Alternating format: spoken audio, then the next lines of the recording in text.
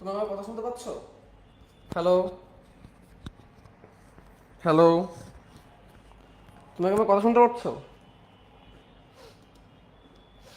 ওকে, আমি আজকে যে কোনো একটা সাইট থেকে কমেন্ট করতে পারবো, either Facebook or web app. কারণ আজকে আমি আমার হচ্ছে নতুন স্টুডিওর সেট আপটা মাত্র করলাম এবং এখানে আরও অনেক রকমের কার্যক্রম বাকি, আরও অনেক কিছু করা বাকি। সো এই জন্য একটু সময় লাগতেছে। সো আমার নতুন স্টুডিওতে আজকে নেওয়া প্রথম ক্লাস, আশা করি তোমরা সবাই স্পষ্ট শুনতে পাচ্ছ এবং হয়তোবা তোমরা আগের থেকে একটু সুন্দর দেখতে পারতেছো। আই গেস আগের থেকে সুন্দর দেখতে পারতেছো। ওয়েব অ্যাপে থাকেন, হ্যাঁ আজকে আমি ওয়েব অ্যাপ থেকে দেখবো। আজকে আমি ওয়েব অ্যাপ থেকে দেখবো কার কি অবস্থা।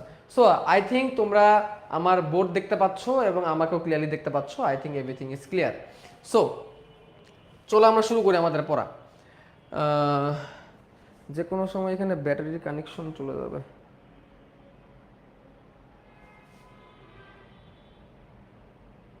ওকে, দেখো আমাদের চ্যাপ্টার হচ্ছে জীবের পরিবেশ বিস্তার এবং সংরক্ষণ। জীবের পরিবেশ বিস্তার এবং সংরক্ষণ, এটা হচ্ছে আমাদের চ্যাপ্টার। ঠিক আছে, তো এই যে চ্যাপ্টারটা, এই চ্যাপ্টারটা একদমই ছোট একটা চ্যাপ্টার, খুবই ছোট একটা চ্যাপ্টার এবং এই চ্যাপ্টার থেকে স্পেসিফিক কিছু জায়গা থেকে প্রশ্ন আসে। স্পেসিফিক কিছু জায়গা থেকে এখানে প্রশ্ন আসে এবং সেগুলো আমাদের ভালো করে জানতে হবে। ঠিক আছে, তো দেখো জীবের পরিবেশ বিস্তার সংরক্ষণ এইখানে বেসিক্যালি আলোচনা করবে কোন জায়গায় কি পাওয়া যায়, কোন জায়গায় কোন ধরনের উদ্ভিদ বেশি হয়, কোন জায়গায় কি ধরনের অঞ্চল আছে। ঠিক আছে, তারপরে কোন প্রাণীগুলো কোন অঞ্চলে বেশি দেখা যায়। তারপরে এখানে আমাদের আলোচনা করবে আর কি নিয়ে, এখানে আলোচনা করবে কোন অঞ্চলের প্রাণীদের, কোন অঞ্চলের উদ্ভিদের বৈশিষ্ট্য কেমন, যেমন মরুজ অঞ্চলে কেমন, লোনা পানির অঞ্চলে কেমন, লবণাক্ত অঞ্চলে কেমন, তারপরে নর্মাল অঞ্চলে কেমন, কোন অঞ্চলের পানি কেমন থাকে, এগুলো নিয়ে আমাদের এই চ্যাপ্টারে বেসিক্যালি কথাবার্তা বলবে। ঠিক আছে, সাউন্ড ডিলে হচ্ছে, সাউন্ড ঠিক আছে কি? ফেসবুক থেকে গিয়ে সাউন্ড ঠিকঠাক শুনতে পাচ্ছ? ফেসবুকের স্টুডেন্টকে সাউন্ড ঠিকঠাক শুনতে পাচ্ছ? ফেসবুকের স্টুডেন্টকে সাউন্ড ঠিকঠাক শুনতে পাচ্ছ? ওকে, তো তোমরা বলতেছো অনেকে যে ভাই 24 পেজ কেন ষোলো চ্যাপ্টার হয়, সেটাই আমার করে দেওয়া তোমাদের দায়িত্ব, মানে আমার দায়িত্ব সেটা তোমাদেরকে করে দেওয়া। পেজ অনেক বেশি হলে সেটাকে ছোট থেকে ছোট করে দেওয়াই হচ্ছে তোমাদের কাছে আমার দায়িত্ব, সেটাই আমি করব তোমাদের। ঠিক আছে, আচ্ছা আসো শুরু করি। এখানে যে জিনিসগুলো পাবা, এখানে গেলে এই চ্যাপ্টারটা হচ্ছে দাগানোর চ্যাপ্টার। কি চ্যাপ্টার? দাগানোর চ্যাপ্টার। কিসের চ্যাপ্টার? দাগানোর চ্যাপ্টার। দেখো প্রথমে যে জিনিসটা আছে, রাইটার নামক জার্মান বিজ্ঞানী সর্বপ্রথম ইকোলজি শব্দটি ব্যবহার করেন। তাহলে সর্বপ্রথম ইকোলজি শব্দটি কি ব্যবহার করেন? রাইটার নামক জার্মান বিজ্ঞানী, এটুকু। রাইটার নামক জার্মান বিজ্ঞানী সর্বপ্রথম ইকোলজি শব্দটা ব্যবহার করেন, দ্যাটস ইট। আচ্ছা আগাও, সামনে আগাও। এটা হচ্ছে দাগানোর চ্যাপ্টার। প্রজাতি, প্রজাতির ব্যাপারটা কি? প্রজাতির ব্যাপারটা তোমাদেরকে বুঝতে হবে, প্রজাতির সংজ্ঞাটা তোমাদেরকে বুঝতে হবে। কি বুঝতে হবে? প্রজাতির সংজ্ঞা। প্রজাতির সংজ্ঞা বলতেছি কেন? কারণ প্রজাতি বলতে আমরা কি বুঝি? প্রজাতি বলতে আমরা বুঝি, যেমন আমি মানুষ, হোমোসেপিয়েন্স, হোমোসেপিয়েন্স একটা প্রজাতি। মানুষ হোমোসেপিয়েন্স, হোমোসেপিয়েন্স একটা প্রজাতি। তেমনি প্যান্থেরা টিগ্রিস, এটা হচ্ছে বাঘের প্রজাতি। প্যান্থেরা লিও, সিংহের প্রজাতি। ঠিক আছে, তো এই যে লিও, টিগ্রিস, স্যাপিয়েন্স, ল্যাবিও, রোহিতা, রোহিতা এটা হচ্ছে প্রজাতি। প্রজাতি মানে হচ্ছে সেই একটা শ্রেণীবিন্যাসের সেই সর্বনিম্ন স্তর, শ্রেণীবিন্যাসের সেই সর্বনিম্ন স্তর যেটাকে আমরা একক ধরতে পারি। এবং প্রজাতি চেনার উপায় হচ্ছে তারা নিজেদের মধ্যে অন্তঃপ্রজনন করতে পারে না। নিজেরা ব্যতীত, নিজেদের ব্যতীত অন্য প্রজাতি ছাড়া অন্য প্রজাতির সাথে অন্তঃপ্রজনন করতে পারবে না। মানে মানে তারা আন্তঃপ্রজনন, যেটাকে বলে অন্তঃপ্রজনন, আন্তঃপ্রজনন মানে একটা প্রজাতি আরেকটা প্রজাতির সাথে প্রজনন করতে পারবে না। এটা হচ্ছে চেনার উপায়। একটা প্রজাতি প্রাণী, একটা প্রজাতির উদ্ভিদ একটা প্রজাতির সাথে নিজে নিজেরা কি করতে পারবে না? প্রজনন করতে পারবে না। তো দেখো প্রজাতি বলতে কি বুঝাইছে? প্রজাতি বলতে বিভিন্ন বৈশিষ্ট্যের সর্বাধিক মিলসম্পন্ন একদল জীবকে বোঝা যারা নিজেদের মধ্যে যৌন মিলনে উর্বর সন্তান উৎপাদনে সক্ষম, কিন্তু অন্য দলের সদস্যের সাথে মিলনে উর্বর সন্তান উৎপাদনে অক্ষম। এই কথাটাই বলছে। অর্থাৎ প্রজনন মানে সেটাকেই বোঝাচ্ছে যে তারা নিজেদের মধ্যে প্রজনন করে উর্বর সন্তান জন্ম লাভ করতে পারবে, অন্য প্রজাতির সাথে পারবে না। তাহলে প্রজাতির একটা বিশেষ বৈশিষ্ট্য হচ্ছে সন্তান উৎপাদন ক্ষমতা। ঠিক আছে, ওয়েব থেকে ঠিকঠাক সব, ওয়েব থেকে সব ঠিকঠাক। ওকে, ওয়েব থেকে সব ঠিকঠাক আছে।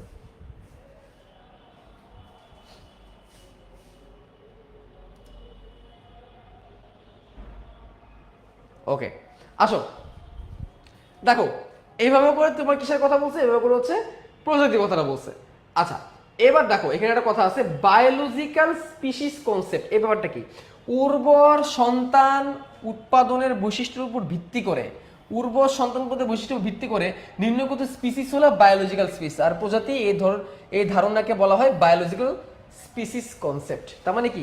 উন্নত প্রজাতি মানে উন্নত সন্তান জন্মলাভ করতে পারবে যদি তারা সেম সেম প্রজাতির মধ্যে কি হয়, তাদের মধ্যে মিলনটা হয়। এই যে কনসেপ্টটা, এটাকে বুঝাইছে এখানে। ঠিক আছে, ওকে। তারপরে তারপরে তারপরে তারপরে নিচে দেখো পাটের একটা কাহিনী বলছে। দেখো দুই প্রকার পাট, বাংলাদেশে দুই প্রকারের পাট চাষ হয়। বাংলাদেশে পাটের দুটি প্রজাতি চাষ করা হয়। প্রজাতি দুটি হলো করচরাস, বা এটাকে করকোরাসও বলে, বাট করচরাস ক্যাপসুলারিস এটা হচ্ছে সাদা পাট, করচরাস অলিটোরিস এটা হচ্ছে তোষা পাট। এই দুইটা পাট বেসিক্যালি আমরা বাংলাদেশে চাষ করতে দেখি, এই দুটা পাট। তো এই দুটা পাট বৈশিষ্ট্যগত দুটোকে কাছাকাছি। ফলের পাকৃত হচ্ছে আকার আকৃতিতে, ক্যাপসুলারিসটা একটু গোল টাইপের আর অলিটোরিয়াসটা একটু লম্বা টাইপের এদের ফলটা। কিন্তু যত কিছু হোক না কেন, ক্যাপসুলারিস আর অলিটোরিয়াস এদের মধ্যে তুমি যদি প্রজনন করো, কোনোভাবে তারা প্রজনন হবেই না। মেন কথা হবেই না, এদের মধ্যে তুমি প্রজনন করতেই পারবা না। ঠিক আছে, যদি কষ্ট করে করেও জোর কইরা, তারপর তারা উর্বর সন্তান নিতে পারবে না, মারা যাবে। বুঝতে পারছো কি বলছি? তো এইটাই বোঝাইছে এখানে যে এদের মধ্যে হবে না। যেমন ধরো কর্কোরাস ক্যাপসুলারিসের সাথে কর্কোরাস ক্যাপসুলারিসের ইন্টারমিডিয়ের মাধ্যমে উর্বর সন্তান জন্ম দিবে, অলিটোরিয়াস দিবে, কিন্তু অলিটোরিয়াসের ক্যাপসুলারিস করলে তারা কখনোই প্রজনন করবে না। ঠিক আছে, তারা কি করবে না? ইন্টারবিট করবে না। ঠিক আছে, সন্তান জন্ম দিতে পারবে না। তাহলে প্রজাতির বৈশিষ্ট্য কি, এটা লাগবে। তাহলে প্রজাতির বৈশিষ্ট্য দেখো, বাহ্যিক বৈশিষ্ট্য সর্বাধিক মিল সম্পন্ন, সর্বাধিক মিল সম্পন্ন হবে তারা, মিল থাকতে হবে দুটোর মধ্যে কাছাকাছি। একই প্রজাতিভুক্ত জীব একটির সাথে অপরটির ইন্টারবিট করতে পারবে। ইন্টারবিট মানে যৌন প্রজনন করতে পারবে। তারপরে কি? উর্বর সন্তান জন্ম দিতে পারবে। ঠিক আছে, বৈশিষ্ট্যের মধ্যে যদি পার্থক্য থাকেও তারা নিরবিচ্ছিন্ন। মানে বৈশিষ্ট্যের পার্থক্য নিরবিচ্ছিন্ন মানে কি? মানে ধরো মুরগির তো অনেক টাইপের প্রজাতি হইতে পারে, অনেক টাইপের মুরগি থাকতে পারে, বাট সবগুলোই মুরগি, কমনলি একটা বৈশিষ্ট্য থাকবে। যেমন বাঘ তো অনেক আছে, সবাই তো প্যান্থেরা টিগ্রিস, অনেক প্রকৃতির বাঘ আছে, বাট সবাই প্যান্থেরা টিগ্রিস এবং সবার মধ্যে কাছাকাছি একটা মিল থাকবে, খুব অল্প পরিমাণ পার্থক্য দেখা যাবে। হোমোসেপিয়েন্স, এখন চায়না আর বাঙালিদের মধ্যে তো অবশ্যই ডিফারেন্স আছে, চায়নার মানুষ আর বাঙালি মানুষের চেহারার মধ্যে ডিফারেন্স থাকবে, কিন্তু এই পার্থক্যটা অনেক নগণ্য, ওইটা চোখের মধ্যে ভাবে করে পড়বে না পার্থক্যটা, এটাই এখানে বলছে। ওকে, একই প্রজাতিভুক্ত জীবসমূহ একই পূর্বপুরুষ থেকে উদ্ভূত। এই যে একই পূর্বপুরুষ থেকে উদ্ভূত, তাহলে একই পূর্বপুরুষ থেকে আসে এরকম ধারণা করা হয়। এটা হচ্ছে বিবর্তনের ধারণা, বিবর্তন মতে এরকম ধারণা করা যে একই প্রায় একই তারা হয়তো বা একই পূর্বপুরুষ থেকে তারা হয়তো আসছে, ধারণা করা হয়। আচ্ছা গেল, তো এই কথাগুলো এখানে আসছে। এরপর একটা আমাদের আর তেমন লাগতেছে না। দেখো কোনটার কতগুলোর প্রজাতি আছে, এখন ভাই এটাকে মুখস্থ করবো, এখন কিছু কিছু সময় এগুলো পরীক্ষায় চলে আসে, সেই জন্য এটাকে মুখস্থ করতে হয়। আচ্ছা কি অবস্থা ব্যাটারি, একটু দেখি কি বলতেছে ব্যাটারিতে এই চিহ্ন কেন?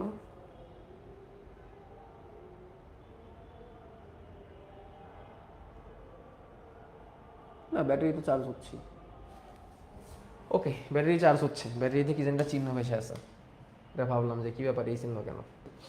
আচ্ছা দেখো কোনটার কতগুলো প্রজাতি আছে, আমি সব কি মুখস্থ করবো? বর্ণনাগত প্রজাতি কয়টা, অনুমত প্রজাতি কয়টা, তাই না? বর্ণনা কিন্তু তার যদি পড়তে পারি তাহলে ভালো। দেখো শৈবাল এবং ছত্রাক অলরেডি আমরা পড়ে আসছি, সো এটা আমাদের দরকার নাই।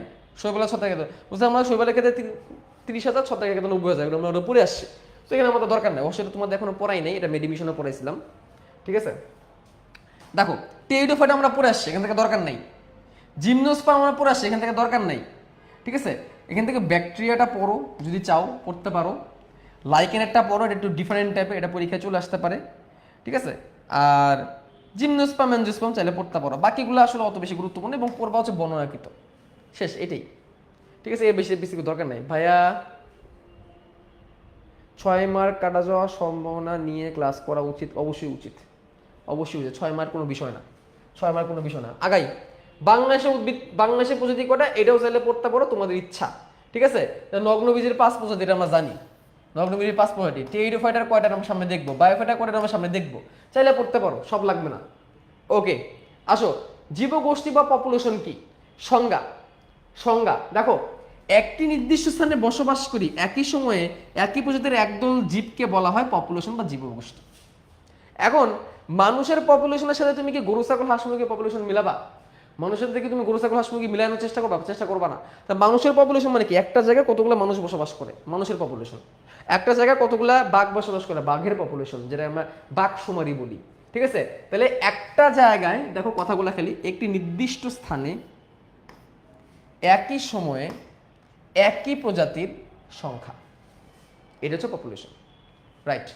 আচ্ছা, এরপর দেখো কি, একটি নির্দিষ্ট অঞ্চলে বসবাস করে সম্মিলিতভাবে পরস্পরের উপর ক্রিয়াশীল সব প্রজাতির সব পপুলেশন মিলে, দেখো সব প্রজাতির সব পপুলেশন মিলে তৈরি করে জীব সম্প্রদায় বা কমিউনিটি। তাহলে খেয়াল করো, একটা এলাকায় ধরো ধরো সুন্দরবনের কথাই বললাম, সুন্দরবনে বাঘ আছে, হরিণ আছে, তা বাঘেরটা বাঘের পপুলেশন, হরিণেরটা হরিণের পপুলেশন। বানর আছে, তাহলে বানরের পপুলেশন। কুমির আছে, কুমিরের পপুলেশন।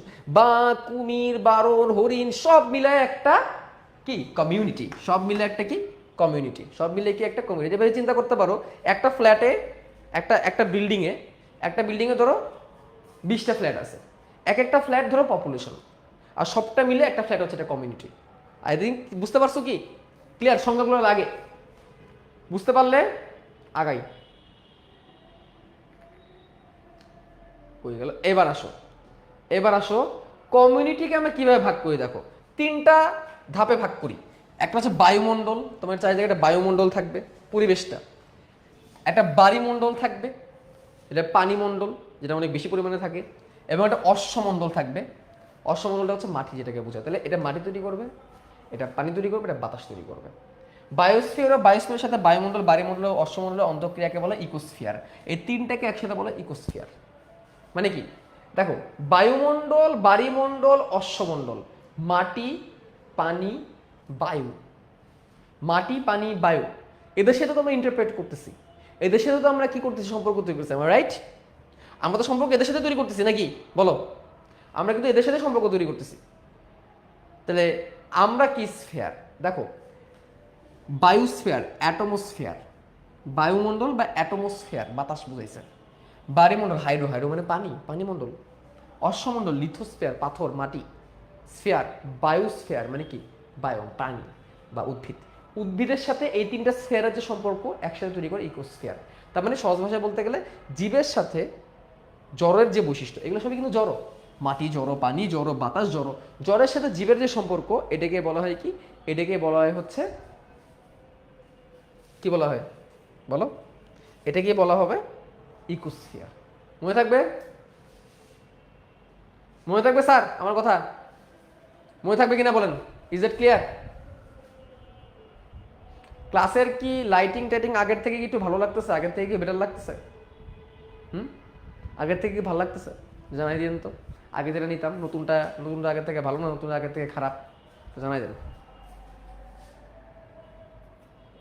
আর আমি একটু দেখে আসি ইয়ার কি অবস্থা, ওয়েবের কি অবস্থা। ভালো লাগতেছে তাই না? সবাই বলতেছে ভালো লাগতেছে, আগের থেকে বেটার, তাই নাকি? ওকে, ভালো তো আলহামদুলিল্লাহ। আসো জীবগোষ্ঠী বা পপুলেশনের মধ্যে ঢুকি। জীবগোষ্ঠী পপুলেশন, দেখো এখানে কয়েকটা কথা আছে, সব লাগবে না, সব লাগবে না, আমি যেটুকু বলবো ওইটুকু, যেটুকু বলবো ওইটুকু। দেখো পপুলেশনের বৈশিষ্ট্য, জীবগোষ্ঠীর বৈশিষ্ট্য, জীবগোষ্ঠীর বৈশিষ্ট্য, জীবগোষ্ঠী বা পপুলেশনের বৈশিষ্ট্য। প্রথম হচ্ছে ঘনত্ব বা বিস্তার। একটা ঘনত্ব বা একটা বিস্তার থাকবে, ছোট হইতে পারে, বড় হইতে পারে। একটি সময় একটি একক আয়তনের জায়গায় কোনো প্রজাতির কতগুলো সদস্য বসবাস করতেছে তা হচ্ছে পপুলেশনের ঘনত্ব। তার মানে কি? তার মানে হচ্ছে পুরো সুন্দরবনের মধ্যে একটি নির্দিষ্ট একক জায়গার মধ্যে কতটুকু বাঘ আছে, তাহলে ওটা হচ্ছে তার ঘনত্ব। এটা ঘনত্ব থাকবে, ঠিক আছে? কি থাকবে? একটা ঘনত্ব থাকবে। তারপরে তারপরে আগে জন্ম মৃত্যু হার থাকবে। হেডলাইন দেখাও, বছরে একটা জন্ম মৃত্যু হার শুনবো। জন্ম মৃত্যু হার সমান হলে পপুলেশন বৃদ্ধি শূন্য। একটা জন্ম মৃত্যুর হার থাকবে। যেমন মানুষের ক্ষেত্রে আদিম সময়ের দিকে চিন্তা করতে বুঝবা, আমরা জনসংখ্যা ঘনত্ব হিসাব করি, জন্ম মৃত্যুর হার হিসাব করি, সংখ্যা বৃদ্ধির শক্তি, ঠিক আছে? কতটুকু তারা সংখ্যা বৃদ্ধি করতে পারে। তারা যদি কেউ মারা না যেত তাহলে কতটুকু সংখ্যা বৃদ্ধি করতে পারতো।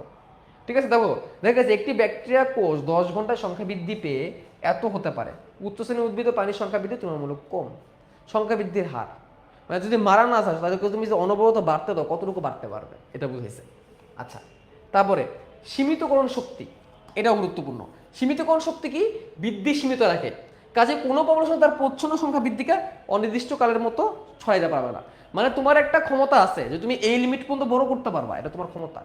তোমার ক্ষমতা হচ্ছে যে তুমি এই লিমিট পর্যন্ত কি করতে পারবা, বড় করতে পারবা, বাট তুমি আসলে পারবা না। কারণ আসলে তুমি সেই পর্যন্ত প্রজনন করতেই পারবা না, এটাই হচ্ছে সীমিতকরণ শক্তি।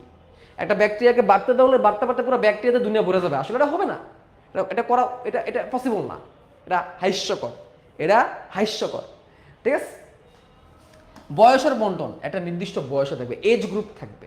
এজ গ্রুপ যেমন আমরা ফেসবুকে এজ গ্রুপ দেখি যে 10 থেকে 13 বছর, তারপরে 14 থেকে 17 বছর, তারপর 18 থেকে 21 বছর, 22 থেকে 25 বছর, এগুলো এজ গ্রুপ বলে। এরকম একটা এজ গ্রুপ থাকবে। আমরা এটা ফেসবুকের ক্ষেত্রে করতে দেখি, কিন্তু এজ গ্রুপ কত থেকে কত পার্সেন্ট মানুষ ভিডিও দেখছে। যেমন আমার 16 থেকে 21 বছরের বয়সের মধ্যে এজ গ্রুপের মধ্যে আমার ভিডিওর ভিউ আর বেশি। কারণ তোমরা জীবগোষ্ঠীর ভারসাম্য থাকবে একটা, এটা বোঝার কিছু নাই। জীবগোষ্ঠীর বৃদ্ধি বাড়বে, পপুলেশন, এটাও বুঝলাম আমরা। শেষ। কি কি প্রভাবক কাজ করে দেখো, এখানে 7টা নাম জানতে হবে। তাহলে দেখো জীবগোষ্ঠী পপুলেশনের বৈশিষ্ট্য কি, 7টা বৈশিষ্ট্য, এটাই লাগবে, হেডলাইন লাগবে। কি কি? ঘনত্ব বা বিস্তার, জন্মমৃত্যু হার, সংখ্যা বৃদ্ধি শক্তি, সীমিতকরণ শক্তি, বয়সের বন্টন, জীবগোষ্ঠীর ভারসাম্য, জীবগোষ্ঠীর বৃদ্ধি। দ্যাটস ইট, এটা জানতে হবে আমাদের। 7টা নাম। আসো, প্রভাবক, জলবায়ুগত প্রভাবক এগুলো লাগবে না, মৃত্তিকাজনিত প্রভাবক এগুলো লাগবে না, ভূসংস্থানের প্রভাবক এগুলো লাগবে না, জীবগোষ্ঠী জীব সম্পর্কিত প্রভাবক এগুলো লাগবে না। এটা কি বুঝাইছে আসলে জীব সম্পর্কিত প্রভাবক কি? আমি জাস্ট একটু বুঝাই দেব, লাগবে না এগুলো। যেমন ধরো তুমি কোন জায়গায় আছো, এখানে আশেপাশে বাঘ ভাল্লুক আছে কিনা, এটা হচ্ছে জীব সম্পর্কিত প্রভাবক। এটা হরিণ বাঘের কাছে গেলে মারা যাবে, তাহলে হরিণ বাঘের কাছে সেফ না। ভূ সম্পর্কিত প্রভাবক, তুমি কোন জায়গায় বসবাস করছো, তুমি সমুদ্র পৃষ্ঠ থেকে কতটুকু উপরে আছো, তুমি পাহাড়ে আছো নাকি বালুর অঞ্চলে আছো, তুমি নদীর কাছাকাছি না কোন জায়গায় আছো। মৃত্তিকাজনিত প্রভাবক সেম, পানি কতটুকু আছে, মাটিতে পানি কেমন। একটা বিল্ডিং বানানোর জন্য বিল্ডিং কতটুকু শক্ত হবে কি হবে না হবে ডিপেন্ড করে হচ্ছে সেখানে পানির সেই মাটি কেমন, মাটি যেরকম হবে সেই অনুযায়ী তোমার বিল্ডিংটা তুলতে খরচ আপ ডাউন করবে। তারপর জলবায়ুগত প্রভাবক, পানি সূর্যালোক কি পরিমাণ আছে, এগুলো হচ্ছে জলবায়ুগত প্রভাবক। রাইট, শেষ, ডান। জীব সম্প্রদায়, আসো তাহলে আমরা এতক্ষণ দেখলাম পপুলেশনের পরে অনেকটা পপুলেশন একসাথে মিলে আমরা কি তৈরি করে, কমিউনিটি তৈরি করে। পুরো পপুলেশন একসাথে মিলে আমরা কি তৈরি করবে, কমিউনিটি তৈরি করবে। কি করবে, কমিউনিটি। আমরা কমিউনিটি দেখবো। এইচএসসি আর এসএসসি মোট মিলিয়ে 9 হইলে কি মেডিকেলের প্রিপারেশন দেওয়া যাবে? হ্যাঁ যাবে, বায়োলজিতে 4 থাকতে হবে। ঠিক আছে, ভাইয়াকে ফর্সা লাগতেছে, তাই লাইট যা পরিমাণ দিছি, সব লাইট দিলে তো পাগল হয়ে বাবা, যে পরিমাণ লাইট দেওয়া রুমের মধ্যে। এই দেখো যে পরিমাণ লাইট, এখন দেখো আমার ফর্সা না, আমার রঙিন লাগবে, এটা বেশি হয়ে যাবে। এত রঙিলা হইলে আবার কেমন যে লাগবে, মনে হয় জ্বলে গেছি, মনে হবে চেহারা আমার জ্বলে গেছে, এরকম লাগবে। আচ্ছা আসো এবার দেখি জীব সম্পদে, আমরা দেখলাম জীব সম্পদে দেখবো আমরা সেম সংখ্যা আগেরটার মতো আছে, সব কিছু মিলে আমরা একটা জীব সম্পদ এবার কমিউনিটি তৈরি করছি। এই কমিউনিটির বৈশিষ্ট্য আমাদের লাগবে। দেখো কমিউনিটি কি আমরা বুঝে আসছি, পপুলেশন মিলে কমিউনিটি, কমিউনিটি কি বুঝছি এখন, কমিউনিটির বৈশিষ্ট্য, প্রজাতির বিভিন্নতা। তাহলে প্রথমেই কমিউনিটির সংজ্ঞার মধ্যেই ছিল যে একটা জায়গার মধ্যে কত রকমের প্রাণী, কত রকমের প্রজাতি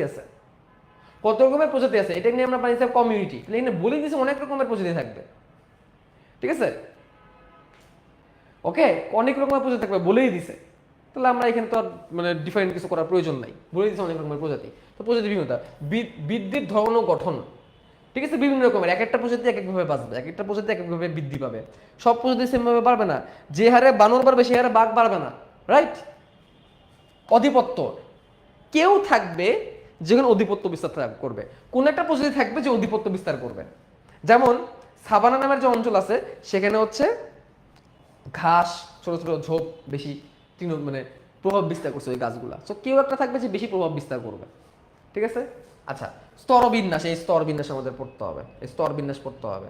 স্তর থাকে, ঠিক আছে, লম্বালম্বী কিছু স্তর থাকে। ওকে, যেমন বন সম্পদের স্তরগুলা কি কি, ওভার স্টোরি স্তর, সবচেয়ে উঁচু বৃক্ষগুলো এই স্তর তৈরি করে, ওভার স্টোরি স্তর। ঠিক আছে, ওভার স্টোরি অনেক উঁচু। আন্ডার স্টোরি স্তর, ওভার স্টোরি থেকে অপেক্ষাকৃত কম উচ্চতার বৃক্ষ এখানে থাকবে, আন্ডার স্টোরি। তারপর দেখো ট্রান্সগ্রেসিভ স্তর, ঠিক আছে, ছায়াপ্রিয় উদ্ভিদ নিয়ে এখানে তুই যে উদ্ভিদগুলো তুই ছায়াতে হইতে চায়, মানে অন্য গাছের নিচে, বড় গাছের নিচে হইতে চায়। তারপরে কি চারা স্তর, তৃণজাতীয় যেগুলো আছে এগুলোকে বলে চারা স্তর বলে। ঠিক আছে, তো আরেকটা স্তর আছে যেটা 5 নম্বরে দেখো, সেটা হচ্ছে ভূ সংলগ্ন স্তর, যেটা একদম ছত্রাক, পোকামাকড়, ব্যাঙের ছাতা, এগুলো হচ্ছে কি ভূ সংলগ্ন স্তর। এই 5টা স্তরের নাম আমাদের জানতে হবে। এটা কিসের ভিত্তিতে? উচ্চতার ভিত্তিতে করছে। এটা কিসের ভিত্তিতে করছে? উচ্চতার ভিত্তিতে করছে। একটা মিনিট। তো এগুলা কিসের ভিত্তিতে করা হয়েছে? উচ্চতার ভিত্তিতে। কোন গাছ কেমন উঁচু? তাহলে ওভার স্টোরি কি? যে গাছগুলো অনেক লম্বা, তার থেকে একটু ছোট হলে আন্ডার স্টোরি। তারপরে কি 3 নম্বরে কিছু ছায়াপ্রিয়, যারা ছায়াপ্রিয় কারা? ট্রান্সগ্রেসিভ। তারপরে কি ছোট চারার মতো, চারা লতা পাতার মতো চারা স্তর, আর একদম মাটির সাথে উঠবেই না, ছত্রাকের মতো গাছে মাটির ভূমির সাথে লেগে থাকবে। ভূসংলগ্ন স্তর কয়টা স্তর বলো? কয়টা স্তর বলো? কয়টা স্তর? স্তরের নাম জানতে হবে। ওভার স্টোরি, আন্ডার স্টোরি, ট্রান্সগ্রেসিভ, চারা স্তর, ভূসংলগ্ন স্তর। কয়টা স্তর? 5টা স্তর। 5টা স্তরের নাম জানতে হবে। আসো তারপরে তাড়াতাড়ি শেষ করতে হবে, বুঝছো? এইসব চ্যাপ্টারে বেশি সময় নেওয়া যাবে না। ক্রমাগমন। ক্রমাগমন কোন একটি প্রজাতির সম্প্রদায় বহুদিন বসবাস কারণে ওই পরিবেশে পরিবর্তন ঘটে, এটা হচ্ছে ক্রমাগমন। শেষ। ঠিক আছে, একটি পুকুর বহুদিনের ব্যবধানে এটি জঙ্গলে পরিণত হয়, এটাই হচ্ছে উদাহরণ। এটা পুকুর আস্তে আস্তে আস্তে আস্তে আস্তে জঙ্গল হয়ে যাবে, আস্তে আস্তে পানি মরে যাবে। খাদ্য স্তর গঠন ও পুষ্টি সম্পূর্ণতা। এটা জীবগোষ্ঠী থাকতে গেলে পুষ্টি সম্পূর্ণ থাকতে হবে এবং খাদ্য ঠিকমতো তৈরি থাকতে হবে, খাদ্যের অ্যাভেবিলিটি থাকতে হবে, খাদ্য স্তর থাকতে হবে। সময়ের সাথে সম্প্রদায় পরিবর্তন ঘটবে, এটা স্বাভাবিক। এর হেডলাইন আর কিছু লাগবে না। বাস্তুতন্ত্র, এটা আমরা আগেই জানি। ইকোসিস্টেম, এগুলো আগেই জানি, সব লাগবে না আমাদের, সব লাগবে না,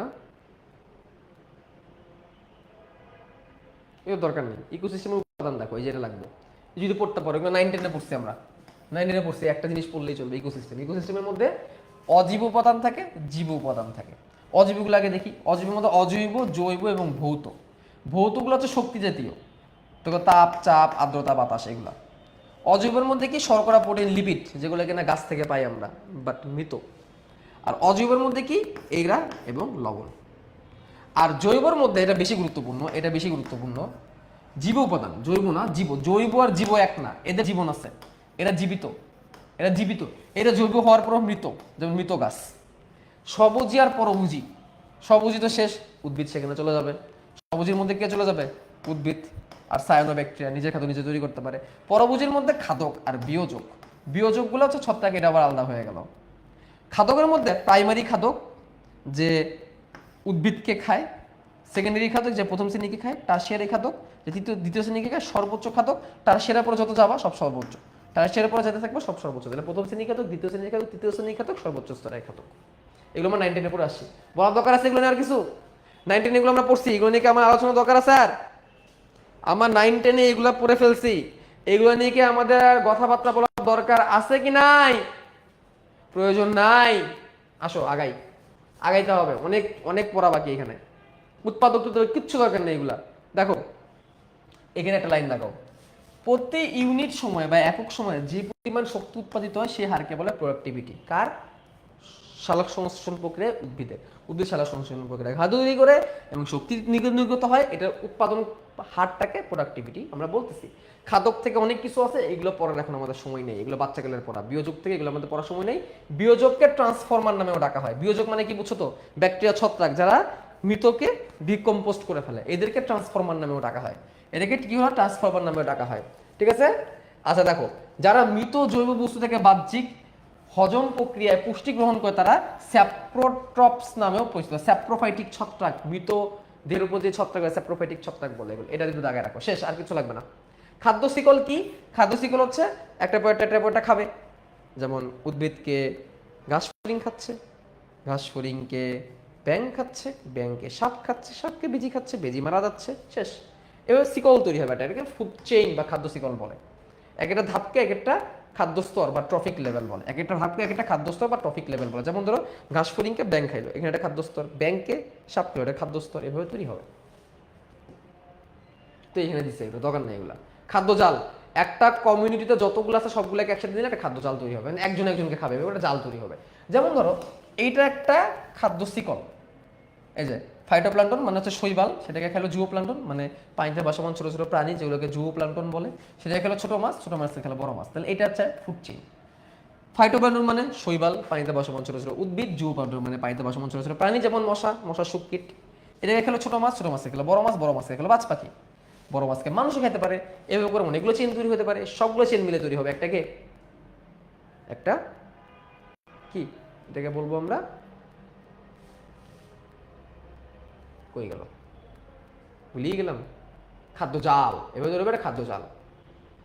আর মানুষ সর্বভোগ, মানুষ সবাইকে খেতে পারে, মানুষ সর্বভোগ, মানুষ সর্বভোগ, মানুষ সব কিছু খেতে পারে। আসো ইকোলজিক্যাল পিরামিড।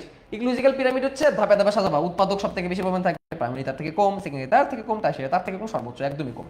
এগুলো পারি না আমরা, 19 পড়ছি না বাবা, দরকার আছে এগুলো বোঝানো। এগুলো থেকে কোনো প্রশ্ন আসে না। যেখান থেকে আসে সেটা হচ্ছে এই পিরামিড কয় রকমের। পিরামিড 3 রকমের, সংখ্যার পিরামিড, বায়োমাস পিরামিড এবং শক্তির পিরামিড। এটা জানতে হবে পিরামিড কয় রকমের হয়। আমার নরমালি 19 থেকে সংখ্যার পিরামিড পড়ে আসে। আমি কি খুব ফাস্ট আগাচ্ছি, বেশি ফাস্ট হয়ে যাচ্ছে আমার কথাবার্তা?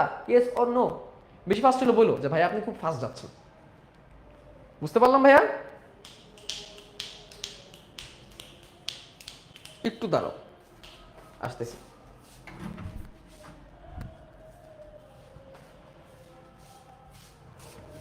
আব্বি ইয়েতে ঢুকো, এই যে মেডিকেল ব্যাচে ঢুকো। মেডিকেল ব্যাচে ঢুকে দেখো যে ক্লাসের লাইটিং কোয়ালিটি কেমন। আজকে তো ট্রায়াল হচ্ছে এবং সাউন্ড কিন্তু ইকো হয়, এটা ঠিক করতে হবে আমাদের। সেই সাউন্ড ইকোর হারটা কেমন, ঠিক আছে? একটু চেক করো কতটুকু ইকো হইতেছে সাউন্ড আমার রুমের মধ্যে, কতক্ষণ দেখো তাহলে বুঝবা। লাইটিং কোয়ালিটিতে কেমন দেখি।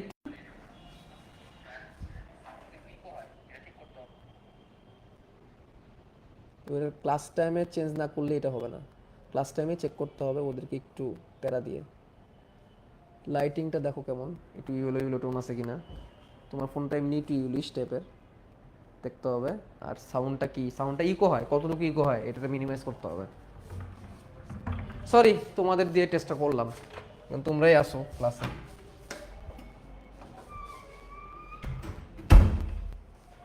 ওকে, টারশিয়ারি মানে 3 ডিগ্রি, মানে তৃতীয় স্তর। ঠিকই আছে সব কিছু, তাই না? ইকোস্টিক ফোম লাগান ভাই। ইকোস্টিক ফোম লাগানো যাবে না, কারণ ইকোস্টিক ফোম লাগাইলে রুমের ডেকোরেশন নষ্ট হয়ে যাবে। রুমটাকে হচ্ছে ল্যাব টাইপের করা, তো ডেকোরেশন নষ্ট না করেই সাউন্ড ঠিক করতে হবে আমাদের। ফোম লাগালে পুরো রুমের যে সজ্জা আছে সব নষ্ট হয়ে যাবে। ঠিক আছে, সব ঠিক হয়ে যাবে, টেনশনের কিছু নাই। ঠিক আছে, টারশিয়ারি খাদক মানে 3 ডিগ্রি। টারশিয়ারি মানে 3 ডিগ্রি, মানে 3 ডিগ্রি, মানে তৃতীয় স্তরের খাদক। প্রথম স্তর, দ্বিতীয় স্তর, তৃতীয় স্তর, এভাবে বোঝায় আর কি টারশিয়ারি। আচ্ছা, সংখ্যার পিরামিড মানে আমরা নর্মালি যে পিরামিডটা দেখি এটা সংখ্যার পিরামিড, উপর থেকে আস্তে আস্তে কমবে। ঠিক আছে, সংখ্যা ভিত্তিক যেটা দেখা যায়। আচ্ছা, তারপর দেখো এটা হচ্ছে সংখ্যার পিরামিড। বায়োমাস পিরামিড কি? বায়োমাস হলো, বায়োমাস জিনিসটা কি? বায়োমাস বলতে বোঝা হচ্ছে যে জৈব পদার্থের পরিমাণ, কতটুকু জৈব পদার্থ আছে। দেখো এখানে একটা কথা আছে, দেখো জীবজ পদার্থের মোট শুষ্ক ওজনই হলো বায়োমাস। শুষ্ক ওজন মানে কি? পানি বের করে ফেলবা। শুষ্ক ওজন মানে কি? পানি বের করে ফেলবা। পানি বের করে ফেলে তার মধ্যে কতটুকু জীবিত উপাদান থাকবে, জৈব উপাদান থাকবে। যেটা গাছের মধ্যে জৈব উপাদান অনেক বেশি, তার থেকে আস্তে আস্তে কমছে। তাহলে এখানেও সেম, দেখো উৎপাদক, তারপরে আস্তে আস্তে দেখো শাকাশি, তার মধ্যে একটু জৈব উপাদান বেশি, এর মধ্যে জৈব উপাদান একদম কম। তাই এভাবে জৈব পদার্থ, মেন কথা হচ্ছে বায়োমাস পিরামিড মানে হচ্ছে সেই পিরামিড যেখানে জৈব পদার্থ দিয়ে তুমি চেক করো। তুমি জানতে চাও যে কোন স্তরের খাদ্যের মধ্যে জৈব পদার্থ কতটুকু বেশি, কারণ জৈব পদার্থ কিন্তু আলটিমেটলি লাগবে। কারণ দিন শেষে তোমার তো ইয়ে লাগবে না কাজে, ওই যে এটাকে বলা হয় পানি, তো তোমার কাজে লাগবে না, পানিকে বাদ দিয়ে দিতে হবে। ঠিক আছে, আচ্ছা, কোন একটি ইকোসিস্টেমে খাদ্য স্তরে বায়োমাস নির্ণয় করে এদের ফলাফল দিয়ে অঙ্কিত রেখাকে বায়োমাসের পিরামিড বলে, লাগবে না। গেল, এবার আছে শক্তির পিরামিড। শক্তির পিরামিডও সেম, উপর দিকে কমবে। ঠিক আছে, কারণ শক্তি আস্তে আস্তে আস্তে আস্তে আস্তে শেষ সময় কমতে থাকবে। ঠিক আছে, এটা শক্তির পিরামিড। দেখো এখানে যে পরিমাণ শক্তি ছিল এখানে তার থেকে কমছে, তার থেকে আরো কমছে, তার থেকে কমছে, প্রত্যেক ধাপে 10% করে শক্তি কমতে থাকে। এভাবে করে শেষ ধাপে যে একদম শক্তি নাই হয়ে যায়, তাহলে শক্তির পিরামিড। অর্থাৎ তোমার কতটুকু শক্তি পাচ্ছ তুমি শেষ ধাপে এসে, বা প্রত্যেক ধাপে, এটা হচ্ছে শক্তির পিরামিড। জাস্ট তোমাদের এইটুকু জানলেই চলবে কয় রকমের পিরামিড আছে। যদি তোমার কতগুলো সংখ্যা তার উপর ভিত্তি করে সংখ্যার পিরামিড, কতটুকু জৈব পদার্থ আছে তার উপর ভিত্তি করে হচ্ছে বায়োমাস পিরামিড, কতটুকু শক্তি পাচ্ছ তার উপর ভিত্তি করে হচ্ছে শক্তি পিরামিড। তাহলে তিনটা কথা, সংখ্যায় কত, জীবিত পদার্থের পরিমাণ কত, শক্তি কত, তিনটা কথা মনে রাখবা। দেখছি আর কিচ্ছু লাগবে না এখান থেকে, সহজ। ঠিক আছে, এই দেখো শক্তির পিরামিডে প্রতি খাদ্য স্তরে শক্তির পরিমাণ নির্ণয় করে, বায়োমাসে কি পরিমাণ শক্তি আছে, দ্যাটস ইট, আর কিছু লাগবে না। এখন তুমি একাডেমিক পড়তেছো না, সো এখানে সব ডিটেলস আমাদের দরকার নেই। শক্তি প্রবাহ যত উপর দিকে যাবে তত কমবে, এবং শক্তির প্রবাহ একমুখী, একটা কথাই লাগবে, শক্তির প্রবাহ একমুখী। অর্থাৎ একবার চলে গেলে সেটাকে তুমি আর ফেরত আনতে পারবে না। একটা জীবকে যখন একটা জীব খেয়ে ফেলে তো সেই শক্তিকে তুমি রিভার্স করতে পারবে না। এই জন্য বলা হয় খাদ্য শিকলে শক্তির প্রবাহ একমুখী, একটা দিকে যাবে, অপোজিট দিকে আসবে না। ঠিক আছে, শেষ। এখন দেখো শক্তি প্রবাহকে তুমি তিনটা ভাগে ভাগ করতে পারবা। শক্তি প্রবাহকে তুমি তিনটা ভাগে করতে, শক্তি অর্জন, তোমাকে শক্তি প্রথমে পাইতে হবে, সেটা কিভাবে পাবো? সূর্য থেকে পাবা। দেখো, আলোক শক্তি 0.1% সালোক সংশ্লেষ প্রক্রিয়া আবদ্ধ হয়, এটাই হচ্ছে মোট উৎপাদন। ঠিক আছে। শক্তির ব্যবহার, দেখো প্রাইমারি খাদক প্রথম খাদ্য স্তরে অর্থাৎ উৎপাদকের প্রকৃত শক্তি গ্রহণ করে থাকে, পরে তা আসে যায়, এটা হচ্ছে শক্তির ব্যবহার। কি পরিমাণ শক্তি তুমি ব্যবহার করলে? 100% শক্তি কখনোই ব্যবহার হয় না, কারণ প্রকৃতিতে অনেকটা ওয়েস্ট হয়ে যায়। আর শক্তি স্থানান্তর, কিভাবে এক জায়গা থেকে এক জায়গায় যাচ্ছে, এটা তিনটা কথা। প্রথমত শক্তি অর্জন, কিভাবে তুমি শক্তিটা পাবা? সূর্য শক্তিতে তুমি কিভাবে সালোক সংশ্লেষ পদ্ধতিতে তুমি তোমার মধ্যে শক্তিটা ঢুকাবা, তারপরে সেই গাছটাকে খেয়ে তুমি কিভাবে শক্তিটা পাবা, এটা শক্তির অর্জন। শক্তির ব্যবহার, তুমি কতটুকু ইউজ করতে পারবা, সব তো তুমি ইউজ করতে পারবা না, তোমার দেহের তাপ চাপ দৌড়াদৌড়িতে অনেক শক্তি নষ্ট হয়ে যাবে, তার মানে 100% শক্তি কখনোই ইউজ করা যায় না। এবং শক্তি স্থানান্তর, কিভাবে একটা ধাপ থেকে একটা ধাপে শক্তিগুলো যাবে, একজন থেকে আরেকজন খাওয়ার মাধ্যমে, একটা গাছ খাওয়ার মাধ্যমে লতা পাতা ভুগি বা তৃণভোজী পানি কিভাবে শক্তি পায়, তাকে খাওয়ার মাধ্যমে অন্যরা কিভাবে শক্তি পায়, এটাকে স্থানান্তর বলে। এবং সে কতটুকু ব্যবহার করতে পারে, সেটা শক্তির ব্যবহার। এবং কিভাবে অর্জন করতে, শক্তির অর্জন। এই তিনটা জিনিস মনে রাখতে হবে, আর কিছু লাগবে না। ডান, শেষ। কোনটার পিরামিড কি, এগুলো কিছু লাগবে না। শক্তি প্রবাহের বৈশিষ্ট্য দেখো, তিনটা কথা। একমুখী, উৎস হচ্ছে সৌরশক্তি, ঠিক আছে, এবং উৎপাদক থেকে শুরু হয়ে বিভিন্নভাবে আগাইতে থাকে, শেষ। তাহলে সূর্য, উৎপাদক, খাদক, শেষ। ঠিক আছে। তারপর দেখো, যত আগাবে ততই শক্তি কমতে থাকবে। শক্তি প্রবাহের থার্মোডাইনামিক্স ও প্রথম ও দ্বিতীয় সূত্র সম্পূর্ণভাবে প্রযুক্ত। প্রথম সূত্র অনুসারে শক্তি সৃষ্টি বা ধ্বংস হয় না, বরং একটা থেকে অন্য যায়। দ্বিতীয় সূত্র অনুসারে শক্তি রূপান্তর, সময় রূপান্তরের প্রয়োজনে কিছু শক্তির অপচয় ঘটে। আমার থার্মোডাইনামিক্সের তিনটে সূত্র পড়ছি, তাই না? তাপগতিবিদ্যার তিনটে সূত্র। প্রথমে শূন্যতম সূত্র। শূন্যতম সূত্র কি? যে সৃষ্টিও করা যায় না, ধ্বংস করা যায় না, এরকম কিছু। আর দ্বিতীয় সূত্র কি? দ্বিতীয় সূত্র হচ্ছে রূপান্তরের সময় কিছু অপচয় হয়। আর তৃতীয় সূত্র কি ভুলে গেছি, সব ভুলে গেছি এগুলো। যাই হোক, থার্মোডাইনামিক্সের নিয়ম মানবে। গেল, আগাবা।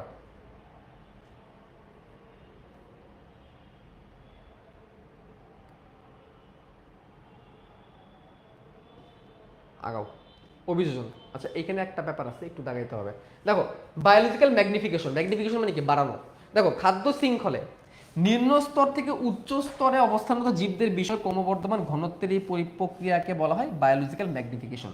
আমেরিকাতে ফসলের ডিডিটি প্রয়োগে বিষক্রিয়ার ঈগল খাদ্য শৃঙ্খলের সর্বোচ্চ স্তর প্রায় নিশ্চিহ্ন হয়ে বসেছিল। পূর্বের থেকে সরকার ডিডিটি ঘোষণা করেছে। মানে আমি তোমাদেরকে বুঝাই, ডিডিটি একটা কীটনাশক, এটা ব্যবহার করা হয়েছিল ফসলের জমিতে, ফসলকে বাঁচানোর জন্য। সেইগুলা পোকামাকড় খেয়ে পোকামাকড় মারা যাওয়ার ফলে ওই পোকামাকড়ের থ্রোতে ঈগলের উপর এমন একটা এফেক্ট পড়ছিল যে যেটাকে বাটারফ্লাই এফেক্টও বলতে পারো, যে ছোট্ট একটু কীটনাশক কারণে ঈগল নিশ্চিহ্ন হয়ে গেছে বিষাক্ততার কারণে। ওকে, ফেসবুক থেকে কি আমাকে দেখা যাচ্ছে, শোনা যাচ্ছে? একটু একটু শিওর করো ভাই, নাহলে তো আমি কনফিউজ হয়ে যাবো। দেখা যাচ্ছে কিনা, শোনা যাচ্ছে কিনা?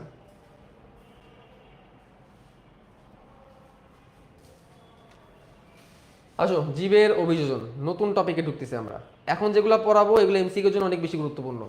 জীবের অভিযোজন, এখন যে টপিকগুলো পড়াবো ভাই, এইগুলা সুপার ডুপার ইম্পর্টেন্ট। দেখো, শেষ হয়ে যাচ্ছে, বেশিক্ষণ লাগবে না, বেশিক্ষণ লাগবে না। সামনে দেখবা খালি আগাবো, সামনে দেখবা খালি দাগাবো আর আগাবো। লাস্টে কিছু বোঝার পার্ট আছে, ওইগুলো বুঝাই দিলেই কাজ শেষ। লাস্টে ছোট্ট একটু পার্ট আছে বুঝাই দেওয়ার।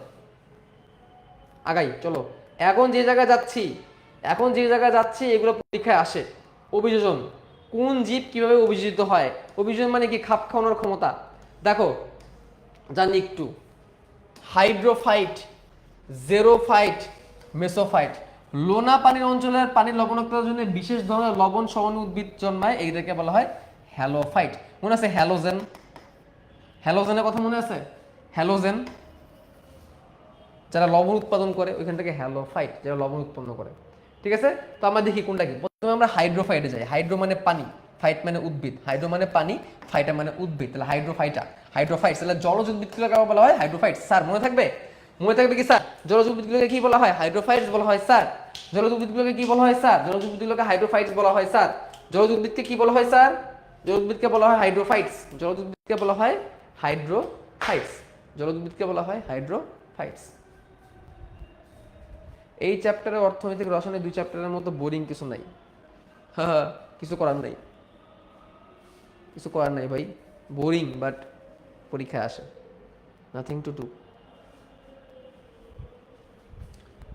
জলজ উদ্ভিদের 4 ভাগে ভাগ করা যায়। দেখো, 4 ভাগে জলজ উদ্ভিদগুলোকে ভাগ করতে পারবা। কয় ভাগে ভাগ করতে পারবা? 4 ভাগে ভাগ করতে পারবা। এগুলো পরীক্ষা আসে। দেখো, প্রথম ধাপ, মূলাবদ্ধ নিমজ্জিত জলজ উদ্ভিদ। তার মানে কি? মূল মানে পানির জলাশয় যাই থাকুক না কেন, মূল মাটির গভীরে থাকবে। মাটিতে থাকবে, এবং পানিও মানে গাছটাও পানির নিচে ডুবে থাকবে, মানে গাছ মাথা তুলে দাঁড়াইতে পারবে না। এটাকে বলে মূলাবদ্ধ নিমজ্জিত জলজ উদ্ভিদ। ঠিক আছে, আচ্ছা। তারপরে মুক্ত ভাসমান জলজ উদ্ভিদ, মূল মাটিতে থাকবে, সরি মূল মাটিতে থাকবে না, পানির উপরে ভাসমান অবস্থায় উদ্ভিদটা থাকবে, মুক্ত ভাসমান। ঠিক আছে, তারপরে মূলাবদ্ধ পত্র ভাসমান উদ্ভিদ, যেমন শাপলা, মূল মাটিতে থাকবে, পাতা উঠতে উঠতে উঠতে পানির উপরে উঠে চলে আসবে, মূলাবদ্ধ পত্র ভাসমান উভচর উদ্ভিদ, যেমন কচুরিপানা, যেটা মাটি আর পানি মিলায় হয়, মাটির উপর হইতেছে পানির উপরে হইতেছে, এটা উভচর উদ্ভিদ। তো চারটা টাইপ পাইলাম। একটা হচ্ছে মাটির মানে পানির নিচে মাটি, সে মাটিতে হইতেছে এবং কখনোই পানি ভেদ করে উপর দিকে উঠতে পারবে না, এটা একটা টাইপ। আরেকটা আছে পানির উপরে খুব সুন্দর করে ভাসবে, পানির খুব সুন্দর করে ভাসবে, এটা একটা টাইপ। আরেকটা হচ্ছে যে মাটি থেকে উঠবে, পানির উপরে এরকম ছাতার মতো থাকবে, শাপলা পাতার মতো। আরেকটা হচ্ছে পানি এরিয়াতে থাকবে। এখন কথা হচ্ছে, এটা তো কোনো কথা না, কথা হচ্ছে এগুলোর এক্সাম্পল আসে পরীক্ষায়। আসো এখন কঠিন জিনিস তোমাদের দাগাই দিই। এখন যেগুলো আসবে স্যার এগুলোই পড়তে হবে, এগুলোই পড়তে হবে। মূলাবদ্ধ নিমজ্জিত জলজ উদ্ভিদ কোনটা? হাইড্রিলা, পাতা শ্যাওলা, পাতা ঝাঁঝি, সিয়াটোফাইলাম, শ্যামাকলা। স্যার কিছু করার নেই, জানতে হবে, সরি আমাকে মাফ করে দিন, আপনি আমাকে মাফ করে দিন, কিন্তু এগুলো জানতে হবে। ঠিক আছে, এর মধ্যে হাইড্রিলা বৈজ্ঞানিক নাম জেনে রাখো, হাইড্রিলা বৈজ্ঞানিক নামে হাইড্রিলা আছে। পাতা ঝাঁঝির বৈজ্ঞানিক নাম জেনে রাখো, আসে। ঠিক আছে, নোরোসাস। তারপরে শ্যামাকলা, এটা লাগবে না। পাতা শ্যাওলা যদি পড়তে পারো তাহলে ভালো, যদি পড়তে পারো তাহলে ভালো, তাও আমি অত বেশি জোর দিলাম না, বাট এই দুটোই বৈজ্ঞানিক নাম জানতে হবে। আসো, বৈজ্ঞানিক নাম দিয়ে পরীক্ষা চলে আসে ঢাকা ভার্সিটিতে, ঢাকা ভার্সিটিতে বৈজ্ঞানিক নাম দিয়ে পরীক্ষা প্রশ্ন চলে আসে, যদি এটা তোমাদের ঢাকা ভার্সিটিতে নাই এবার। তারপরে আসো মুক্ত ভাসমান, পানির উপরে ভাসবে, যেমন কচুরিপানা, তাহলে কচুরিপানা একদম বৈজ্ঞানিক নাম সহ, খুদিপানা বৈজ্ঞানিক নাম সহ, গুড়িপানা বৈজ্ঞানিক নাম সহ, উলফিয়া। এই গুড়িপানা মনে পড়ে? এই সব থেকে ছোট আবৃত্তি উদ্ভিদের নাম কি? উলফিয়া আরাইজা, উলফিয়া আরাইজা, তাই একটা হচ্ছে উলফিয়া, তার মধ্যে একটা হচ্ছে উলফিয়া। উলফিয়া হচ্ছে সব থেকে ছোট আবৃত্তি উদ্ভিদ, মনে রাখতে হবে। ওকে, সব থেকে ছোট, সব থেকে ছোট। আসো আরো আছে, টোপাপানা, পিস্টা মনে রাখতে পারলেই হবে, কুতিপানা আর লাগবে না, এইগুলি।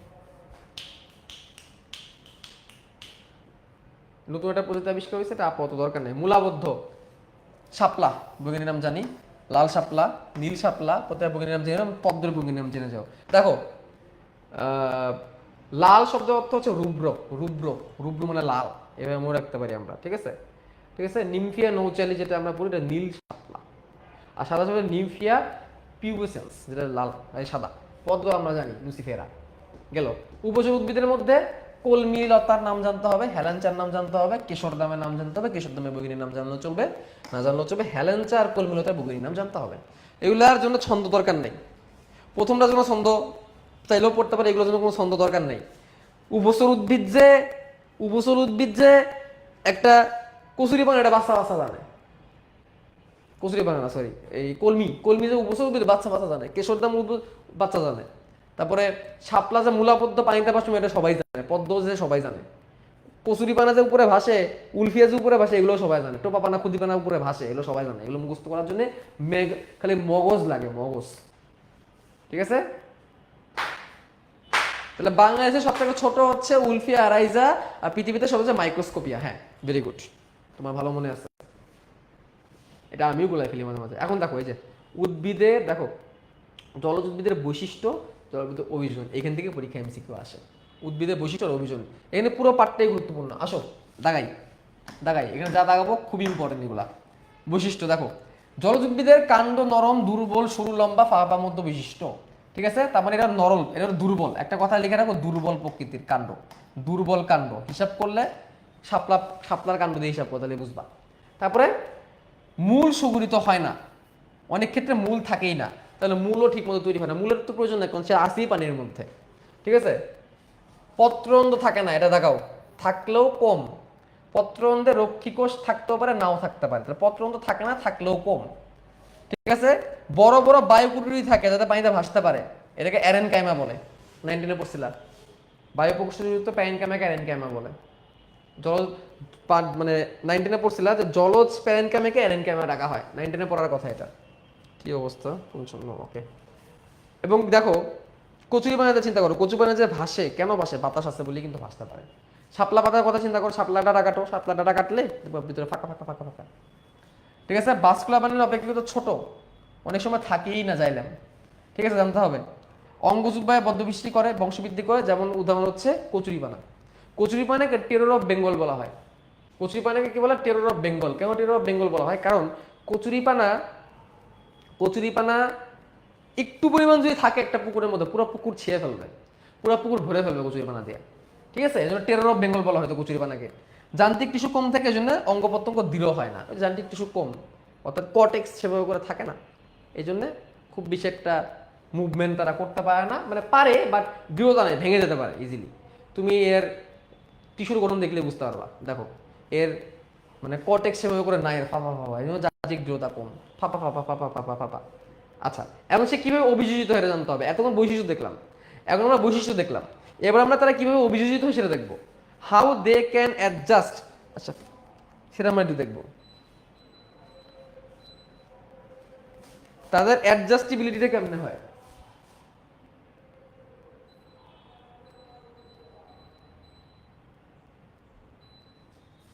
কিভাবে তারা অ্যাডজাস্ট হয়, এটা আমরা একটু দেখবো। দেখো, মূল শিকড়ের ধরনের সংক্ষিপ্ত দুর্বল প্রকৃতি অনেক উদ্ভিদের মূলই থাকে না, যেমন মূল কাটা থাকে না, উলফিয়া রাইজা, দাগায় রাখো।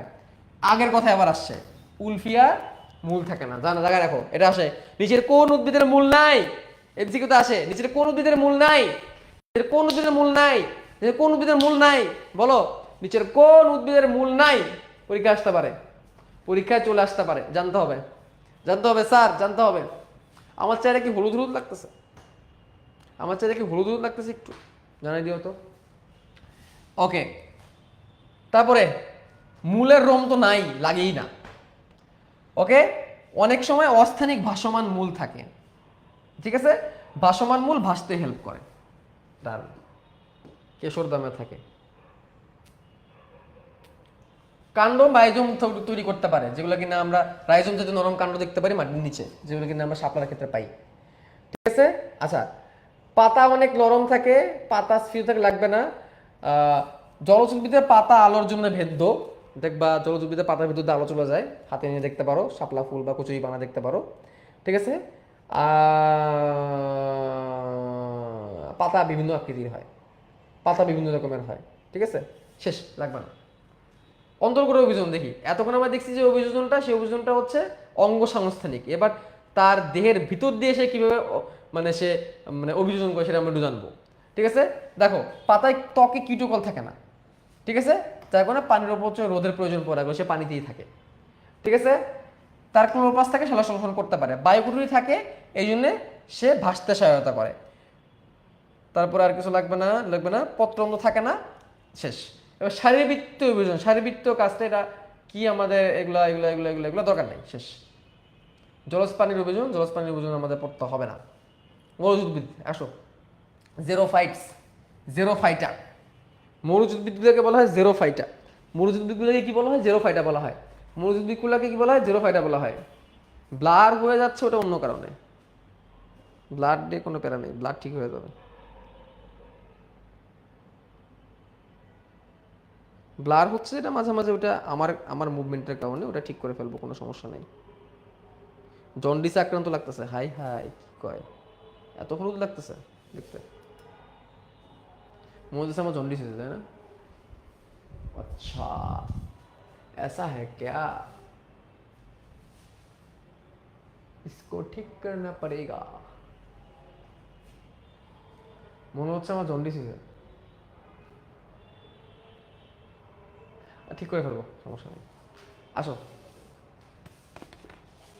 মূল উদ্ভিদ শেষ, এটা এত কিছু লাগবে না।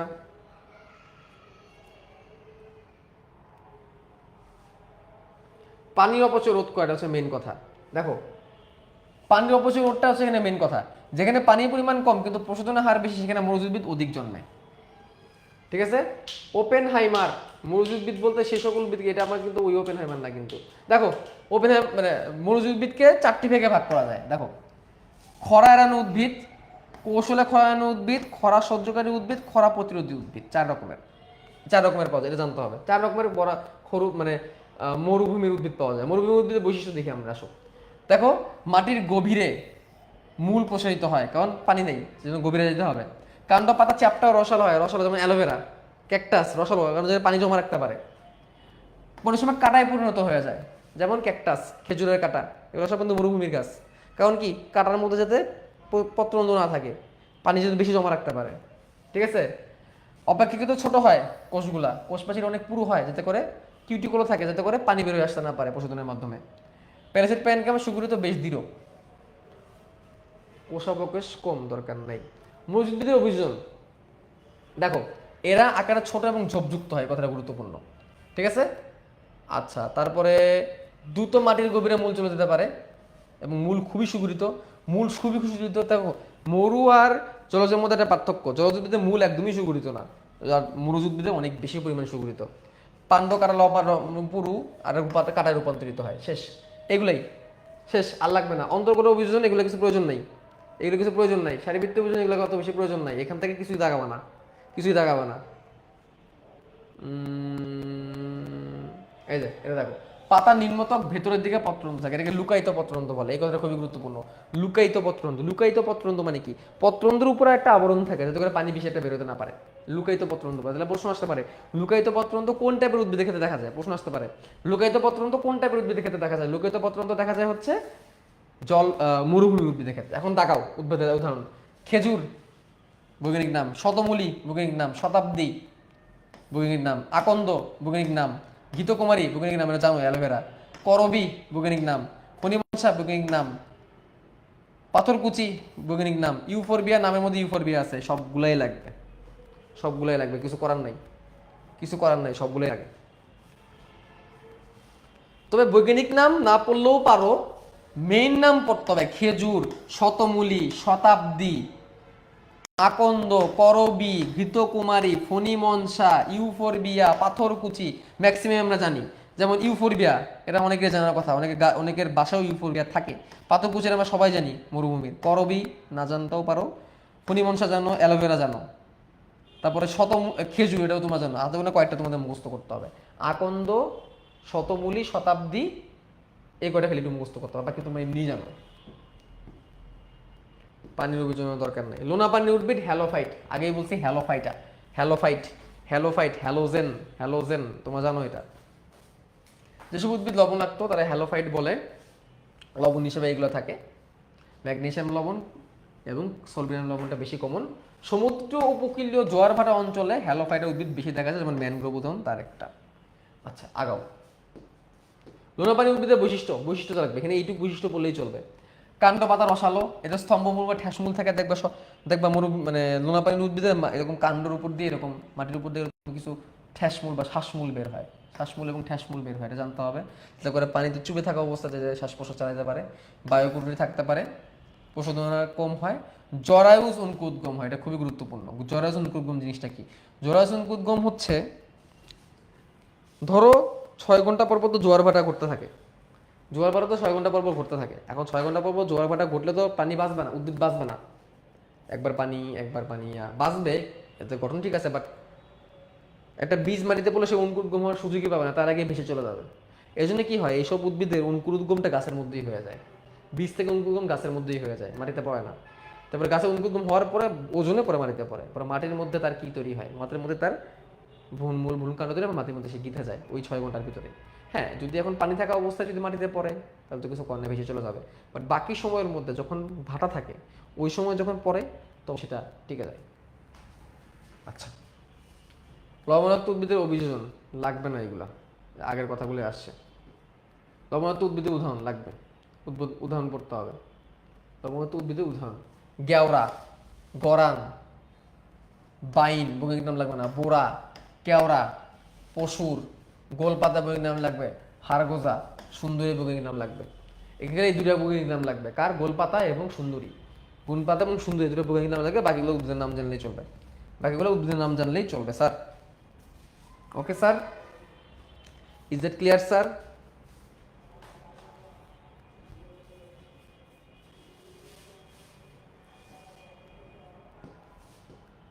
মেজোফাইট, দেখো, যে মাটিতে মিষ্টি পানি প্রয়োজনীয় স্বাভাবিক মাত্রায় থাকে না, সে পানিতে জমা উদ্ভিদকে মেজোফাইট বলে। তা আমাদের নর্মাল যেগুলো আমরা গাছ রোপণ করি এগুলোই, তাহলে সংজ্ঞা জানলেই চলবে। মেজোফাইট লোনা নয়, মানে মিঠা পানি যেটা আমাদের নর্মালি ইউজ করি। আসো নতুন টপিক, বায়োম। ভাই এখন যা পড়তে যাচ্ছি এটাও সুপার ডুপার ইম্পর্টেন্ট। এটাও সুপার ডুপার ইম্পর্টেন্ট। তোমার কি প্রেশার লাগতেছে? জানি এই পড়াগুলো একটু কঠিন, আমি জানি পড়াগুলো একটু কঠিন। প্রেশার লাগতেছে কি? প্রেশার লাগলো ভাই কিছু করার নাই, যেটুকু দেখা যাচ্ছে এর বাইরে এক্সট্রা কিছু পড়তে যাও না। যেটুকু দেখা যাচ্ছে এইটুকুর মধ্যে তোমরা পড়াটাকে সীমাবদ্ধ রাখো, তাহলে তোমরা দেখবে পড়াটা ইজি হয়ে যাবে। বেশি পড়তে গেলে কিন্তু এখানে আবার একটু গ্যাঞ্জাম হওয়ার সুযোগ আছে, ঠিক আছে?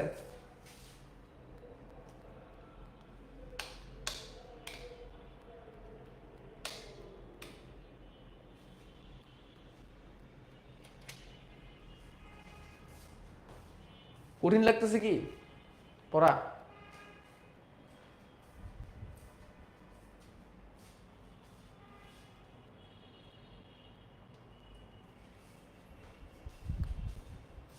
আসো বায়োম দেখি।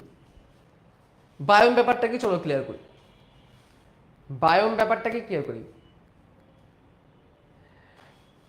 বায়োম মানে হচ্ছে একই এনভায়রনমেন্ট, একই সয়েল বা একই মাটি, একই বৈশিষ্ট্য, জীব উদ্ভিদ একই জায়গায় আছে, ঠিক আছে, কিন্তু পার্থক্যযোগ্য ইকোসিস্টেম, ঠিক আছে?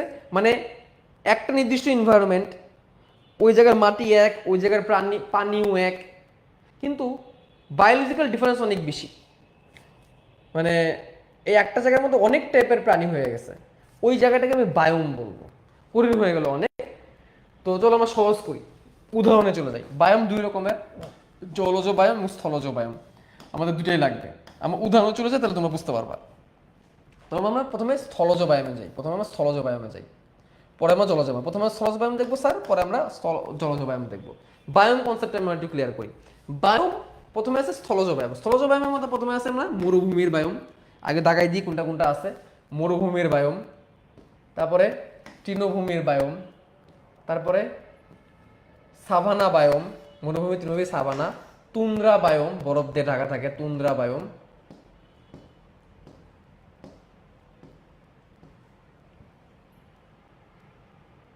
তারপরে বনভূমির বায়োম, জঙ্গল থাকবে, ঠিক আছে? এই জঙ্গলের বায়োমের মধ্যে আবার তিনটা পার্ট, ট্রপিক্যাল রেন ফরেস্ট, কই গেল, ট্রপিক্যাল সিজনাল ফরেস্ট, আর পত্রঝরা বা পর্ণমোচী ফরেস্ট, ঠিক আছে? সরি, আরো একটা আছে কনিফার ফরেস্ট, আরেকটা আছে ম্যানগ্রোভ, চিন্তা না, আরো আছে। সামনে আগাও। এবার দেখো জলজ বায়োম। তাহলে আমাদের স্থলজ শেষ বা জলজ বায়োম। জলজ বায়োমের মধ্যে আবার দেখো মিঠা পানি, নোনা পানি আমরা ভাগ করি। প্রথমে দেখো মিঠা পানি বা স্বাদু পানি যেটা আমরা খাই, যেমন নদী, তারপর আসবে হ্রদ, জলাভূমি, হ্রদের মধ্যে আবার কয়েকটা আছে, দরকার নাই। তারপর হচ্ছে সামুদ্রিক বা লোনা পানি, এটা হচ্ছে সামুদ্রিক বা লোনা পানি। সামুদ্রিক বা লোনা পানির মধ্যে আছে গরান, প্যালাজিক, বেন্থিক যেটা পাথর জাতীয়, আর হচ্ছে অ্যাবিসাল। অনেকগুলো টাইপ আছে। এখন আসো টাইপগুলো তো আগে দেখাই দিলাম, আমরা স্থলজটা ভালো করে জানতে হবে। আগে আমাদের স্থলজটা ভালো করে জানতে হবে। তো স্থলজের মধ্যে আমরা কি কি পাইলাম দেখো। স্থলজের মধ্যে কি কি পাইলাম? প্রথমে পাইলাম আমরা মরুভূমির পর আমরা কি পাইলাম? মরুভূমির পর আমরা পাইলাম হচ্ছে তৃণভূমি, তুন্দ্রা বরফ দিয়ে ঢাকা, সাভানা ঝোপঝোপ থাকবে, একটু একটু গাছ থাকবে, বনভূমি জঙ্গল থাকবে, পর্ণমোচী পাতা ঝরে যাবে, এরকম টাইপের, ঠিক আছে? আসো মরুভূমির মধ্যে বাৎসরিক বৃষ্টিপাতটা জানলেই চলবে যে 25 সেন্টিমিটার, এর থেকে বেশি হয় না, ঠিক আছে? আচ্ছা, মরুভূমির মধ্যে উদ্ভিদগুলোকে জেরোফাইট বলে আমরা জানি, এবং এইসব উদ্ভিদে ক্যাম চক্রে বা ক্যাসুলেশন অ্যাসিড মেটাবলিজম চলে, এটা আমরা জানি, উদ্ভিদ সাহিত্যের মধ্যে পড়ছি, ঠিক আছে? মরুভূমির বায়োমে উদ্ভিদ কিছু জানতে পারলে যাবে। তৃণভূমির বায়োমের বার্ষিক বৃষ্টিপাত এত, এটা জানতে হবে। তাপমাত্রা অনেক নিচে নেমে যায়, গরমে আবার অনেক উপরে উঠে যায়, ঠিক আছে? এটা হচ্ছে তৃণভূমি। এখানে কি জন্মায়? এখানে হচ্ছে ঘাস জাতীয় উদ্ভিদ, তৃণভূমির প্রধান ভেজিটেশন, এটা জানতে হবে। ঘাস জাতীয় উদ্ভিদ, এখানে প্রথমে কি থাকে? ঘাস জাতীয় উদ্ভিদ থাকে, এটা জানতে হবে। সাভানা, এটা অনেকে বোঝে না, সাভানা কি? সাভানা হচ্ছে বার্ষিক বৃষ্টিপাতটা একটু জেনে রাখো। এটা কেমন? এটা বিশেষ ধরনের তৃণভূমি, মাঝে মাঝে ছোট ছোট গাছ এবং ঝোপ। তো তৃণভূমিতে যতদূর যায় গ্রাসল্যান্ড, এটাকে গ্রাসল্যান্ড বলে, ঘাস আর ঘাস আর ঘাস, এটা বলে তৃণভূমি। আর সাভানা কি তৃণভূমির ফাঁকে ফাঁকে কিছু পর পর গাছ, তার ফাঁকে ঝোপ, গাছ ঝোপ আর ঘাস। শুধু ঘাস থাকলে তৃণভূমি, ঘাসের ফাঁকে ফাঁকে ঝোপ এবং গাছ থাকলে সাভানা। তুন্দ্রা হচ্ছে বরফে ঢাকা থাকবে। উত্তরের সব থেকে স্থলভাগের বায়োম হচ্ছে তুন্দ্রা, সাইবেরিয়া, জানতে হবে গ্রিনল্যান্ড, এগুলো হচ্ছে তুন্দ্রা। দীর্ঘ শীতকাল, এখানে বরফ জমা থাকে। 6 থেকে 8 সপ্তাহ গ্রীষ্মকাল দেখা যায় মাত্র, অল্প একটু। ঠিক আছে, কারণ এখানে আলো তির্যকভাবে পড়ে, এই জন্যে বৃষ্টি। ঠিক আছে, নাইট্রোজেন ফসফরাস সমৃদ্ধ জৈব পদার্থ দেখা যায়, লাগবে না। তুন্দ্রা অঞ্চলে প্রধান উদ্ভিদ হচ্ছে মস আর লাইকেন, এটা খুবই গুরুত্বপূর্ণ। এখানে বড় বড় গাছ তেমন হয়ই না। তাহলে এখানে জানতে হবে তুন্দ্রা অঞ্চলে সব থেকে গুরুত্বপূর্ণ ঘাস হচ্ছে মস এবং লাইকেন। তাহলে মস লাইকেন কোথায় বেশি হয়? তুন্দ্রা বা বরফাচ্ছন্ন জায়গায় বেশি হয়, সাইবেরিয়া। এখানে বলগা হরিণ, খরগোশ, নেকড়ে, বেরু ভাল্লুক, সাদা টাইপের উদ্ভিদ মানে প্রাণীগুলো এখানে বেশি বসবাস করে। পাশাপাশি পেঙ্গুইন, বরফের এলাকায় তো পেঙ্গুইনই থাকবে, তাই না? ঠিক আছে, আলপাইন তুন্দ্রা, পেঙ্গুইন, তারপরে হচ্ছে এই টাইপের প্রাণীগুলো এখানে বেশি, সাদা ভাল্লুক এই টাইপের।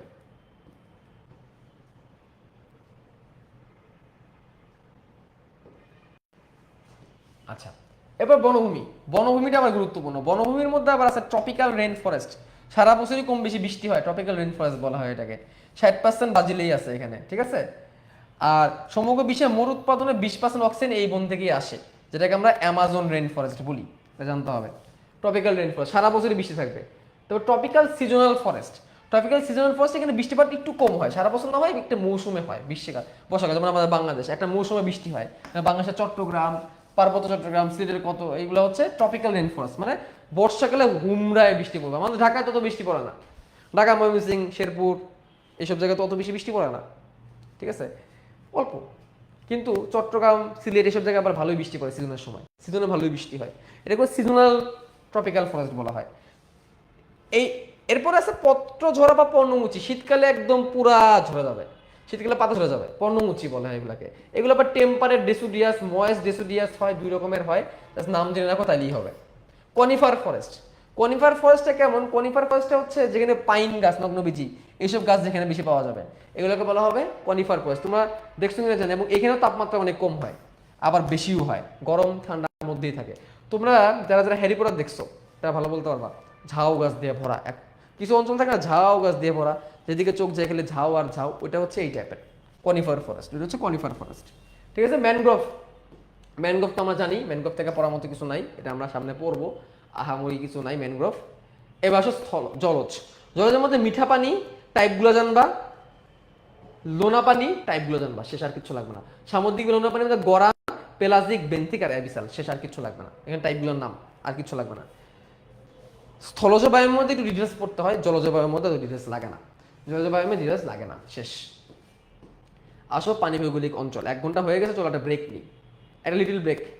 আমি কিন্তু আজকে বই দাগাই পড়াবো, আমি কিন্তু আজকে লিখবো না কিছু, ঠিক আছে। আমরা একটা ব্রেক নিব, ছোট্ট একটা ব্রেক নিব, অনেকক্ষণ ধরে কথা বলে ফেলছি, আমারও পায়ে প্রচুর ব্যথা দৌড়াতে দৌড়াইতে।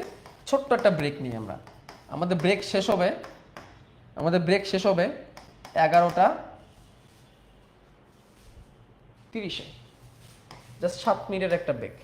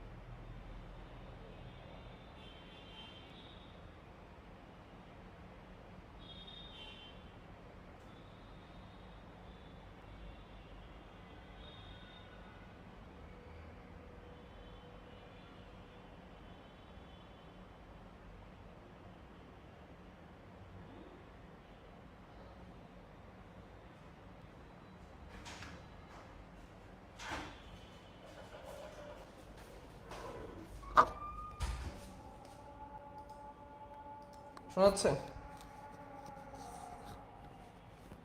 আসো।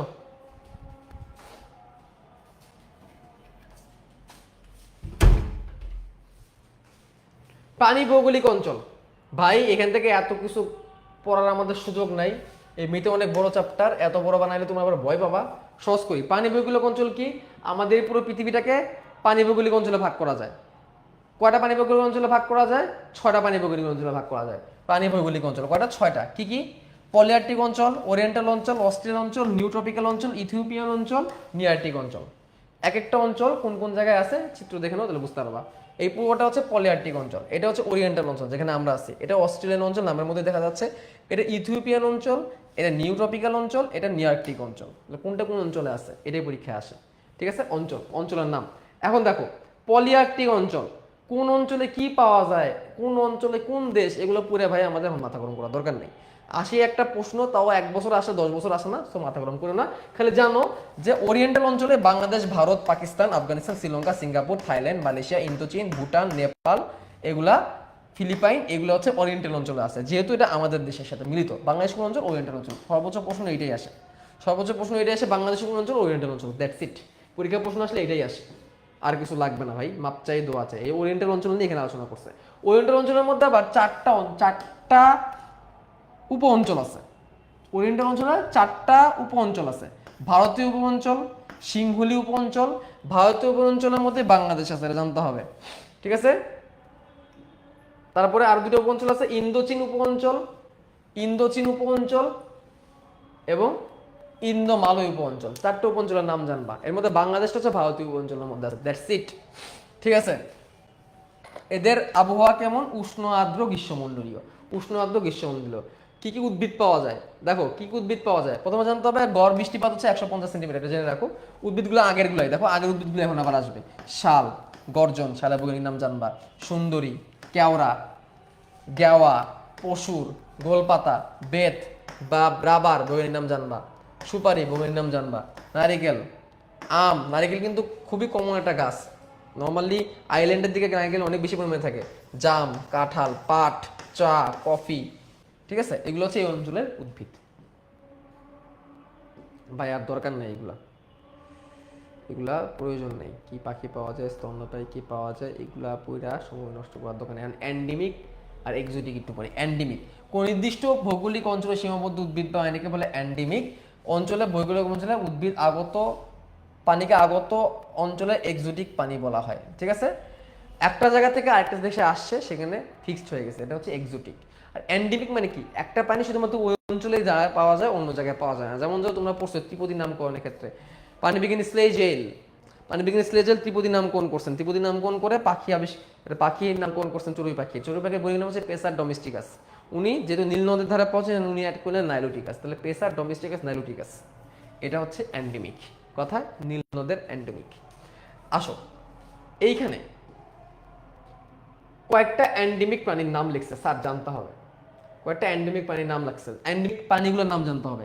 নাপপাতি কই, সবুজ রুই, গারো পাহাড়ি ব্যাং, ডেনিয়েলের ব্যাং, ঘড়িয়াল, সিলেটি কাছিম, বর্মি ময়ূর, শ্বেত কাকতারুয়া, সিংহলেজি বানর, শুশুক, এগুলো হচ্ছে এন্ডেমিক প্রাণী। এবং উদ্ভিদ মানে মেডিকেল ভর্তি পরীক্ষায় বাংলা নামই আসে বেশি, মেডিকেল ভর্তি পরীক্ষায় বাংলা নামই বেশি আসে, তো বাংলা নামই জানতে হবে।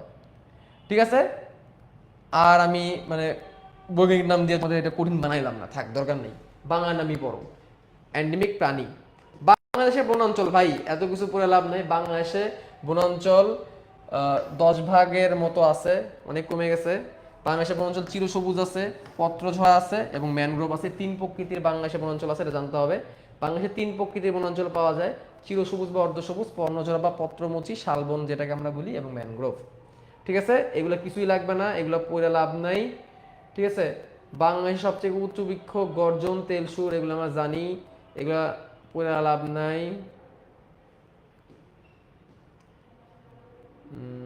আচ্ছা, এই যে দেখো, সিলেটের উত্তরাঞ্চলে জলবদ্ধ বন আছে, এটি রাতারগুল জলবন হিসেবে পরিচিত। এই বনের প্রধান উদ্ভিদ হলো নলখাগড়া, কাশ এবং হিজল। এবং জানতে হবে এগুলোকে সোয়াম ফরেস্ট বলা হয়।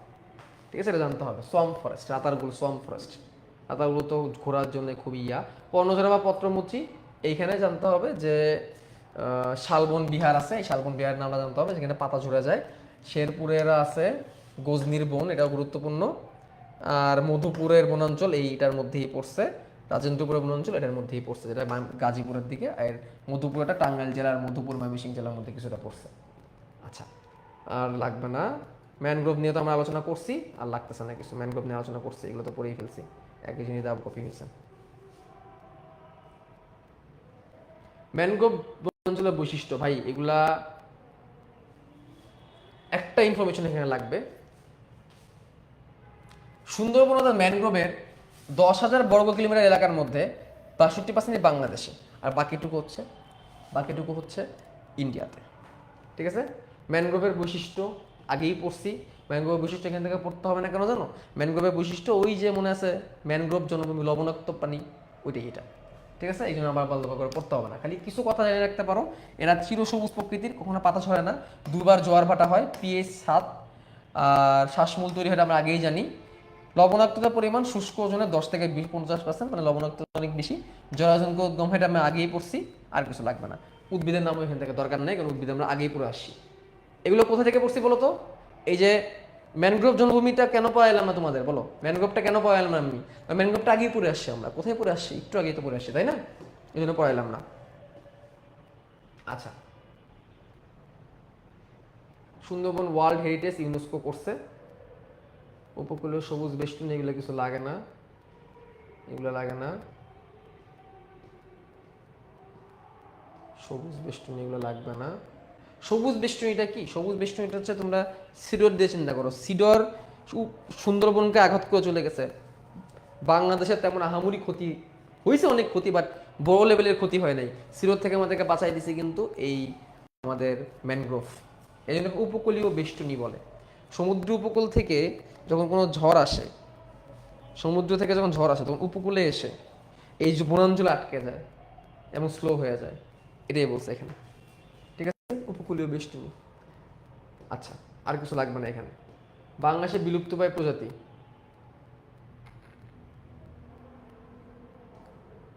এই যে এটাই খুঁজতেছিলাম। এই যে বাংলায় কিছু বিলুপ্তপ্রায় উদ্ভিদের নাম দেখো: মল্লিকা সাজি, আগর, তালিপাম, খুদে বার্লা, করুদ, রোটেলা, জংলি গোলাপ। এই কটার বাংলা নাম দেশে শুধু এই কটাই পড়বা, যে কটা বাংলা নাম দেশে শুধু এই কটাই পড়বা। মেডিকেল ভর্তি পরীক্ষা বাংলা নাম ইম্পর্টেন্ট। মেডিকেল পরীক্ষা যদি কিছু আসে তাহলে বাংলা নাম আসবে। ঠিক আছে, ওকে। আগর বর্তমানে বাণিজ্যিকভাবে চাষ করা হচ্ছে, তাই এটার বিলুপ্ত প্রায় নয়।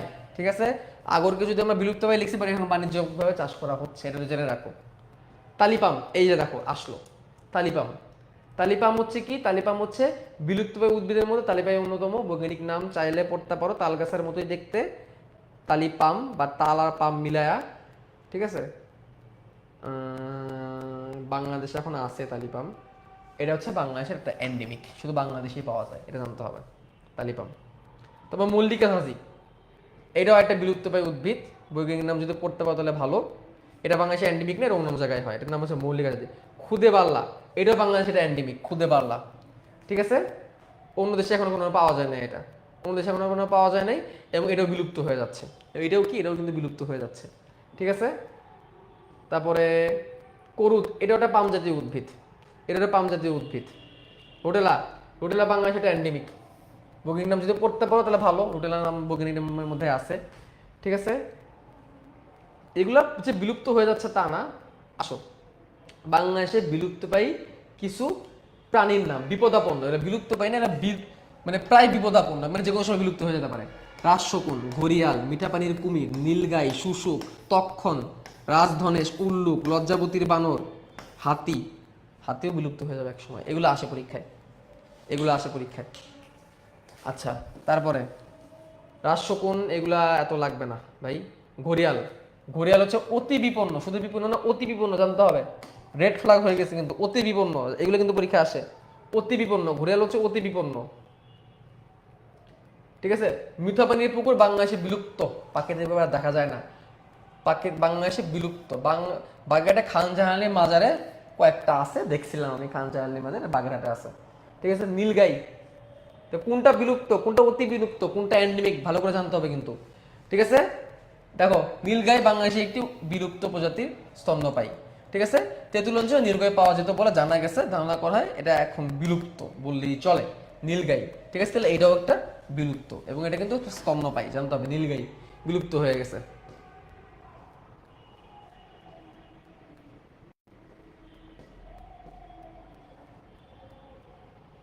তারপরে শুশুক, শুশুক হচ্ছে বিপন্ন, শুশুক এখন বিপন্ন, জানতে হবে কিন্তু কোনটার কি অবস্থা। বিপন্ন মানে যে কোনো সময় হারায় যেতে পারে, আমাদের প্রধান খাদ্য হচ্ছে মাছ। বিপন্ন মানে একেবারে হারায় যায় নাই। আচ্ছা গেল, জৈব বৈচিত্র্য এগুলো লাগবে না, লাগে না, লাগে না। ইকোলজিক্যাল কারণ এগুলো লাগবে না। জীব বৈচিত্র্য কেন বিলুপ্ত হচ্ছে এগুলো লাগবে না। জীব বৈচিত্র্য সংরক্ষণে যাব আমরা এখন। আসো, এইবার একটা গুরুত্বপূর্ণ কথা, এবার একটা গুরুত্বপূর্ণ কথা। হটস্পট নামটা আমরা আগেই পড়ছিলাম, হটস্পট নামটা আমরা আগেই পড়ছিলাম, এখানে আবার আসছে। দেখো, জীব বৈচিত্র্য সমৃদ্ধ অঞ্চলগুলোই হটস্পট নামে পরিচিত, মানে যেখানে জীবের বৈচিত্র্য অনেক বেশি। এটা আমরা পানিবিজ্ঞান চ্যাপ্টারে পড়ছি, পানিবিজ্ঞান একদম শুরুতে, পানিবিজ্ঞান শ্রেণীবিন্যাসে, যে জায়গার মধ্যে প্রজাতিগত বৈচিত্র্য অনেক বেশি এই জায়গাটাকে হটস্পট বলা হয়। ঠিক আছে, আচ্ছা জীববৈচিত্র্য সংরক্ষণ সংজ্ঞাটা দেখো, জীববৈচিত্র্য সংরক্ষণ, রক্ষণাবেক্ষণ, সহনীয় মাত্রায় প্রয়োগ, পুনরুদ্ধার, ব্যবহার মাধ্যমে গঠিত সমন্বিত ব্যবস্থাকে বায়োডাইভার্সিটি কনজারভেশন বলা হয়। বায়োডাইভার্সিটি কনজারভেশন বা জীববৈচিত্র্য সংরক্ষণ খুবই গুরুত্বপূর্ণ। এটা তোমার বিভিন্ন জায়গায় যেগুলো এনডেঞ্জার্ড হয়ে যাচ্ছে সেগুলোকে সংরক্ষণ করে রাখা। যেমন ধরো, তোমাদের কি মনে হয় জাতীয় চিড়িয়াখানা কেন করা হয়েছে? জাতীয় চিড়িয়াখানা না, জাতীয় চিড়িয়াখানা আমাদের মিরপুরে। চিড়িয়াখানা কেন করা হয়েছে তোমাদের কি মনে হয় বলো? চিড়িয়াখানার আসল উদ্দেশ্য কি, কি মনে হয় তোমাদের বলো দেখি, কে বলতে পারবা? চিড়িয়াখানা কি মানুষকে দেখানোর জন্য করা হয়েছে? হ্যাঁ, মানুষ এখান থেকে দেখতেছে, মানুষ শিখতেছে, এটা একটা ভালো, এন্টারটেইন হচ্ছে, এখান থেকে সরকারের একটা আর্নিং সোর্সও হচ্ছে, দ্যাটস ফাইন।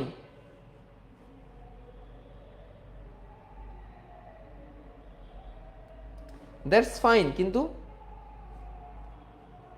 আসল উদ্দেশ্য কি? আসল উদ্দেশ্য কিন্তু তাদের সম্পর্কে জানানোর জন্য, আসলে তা না।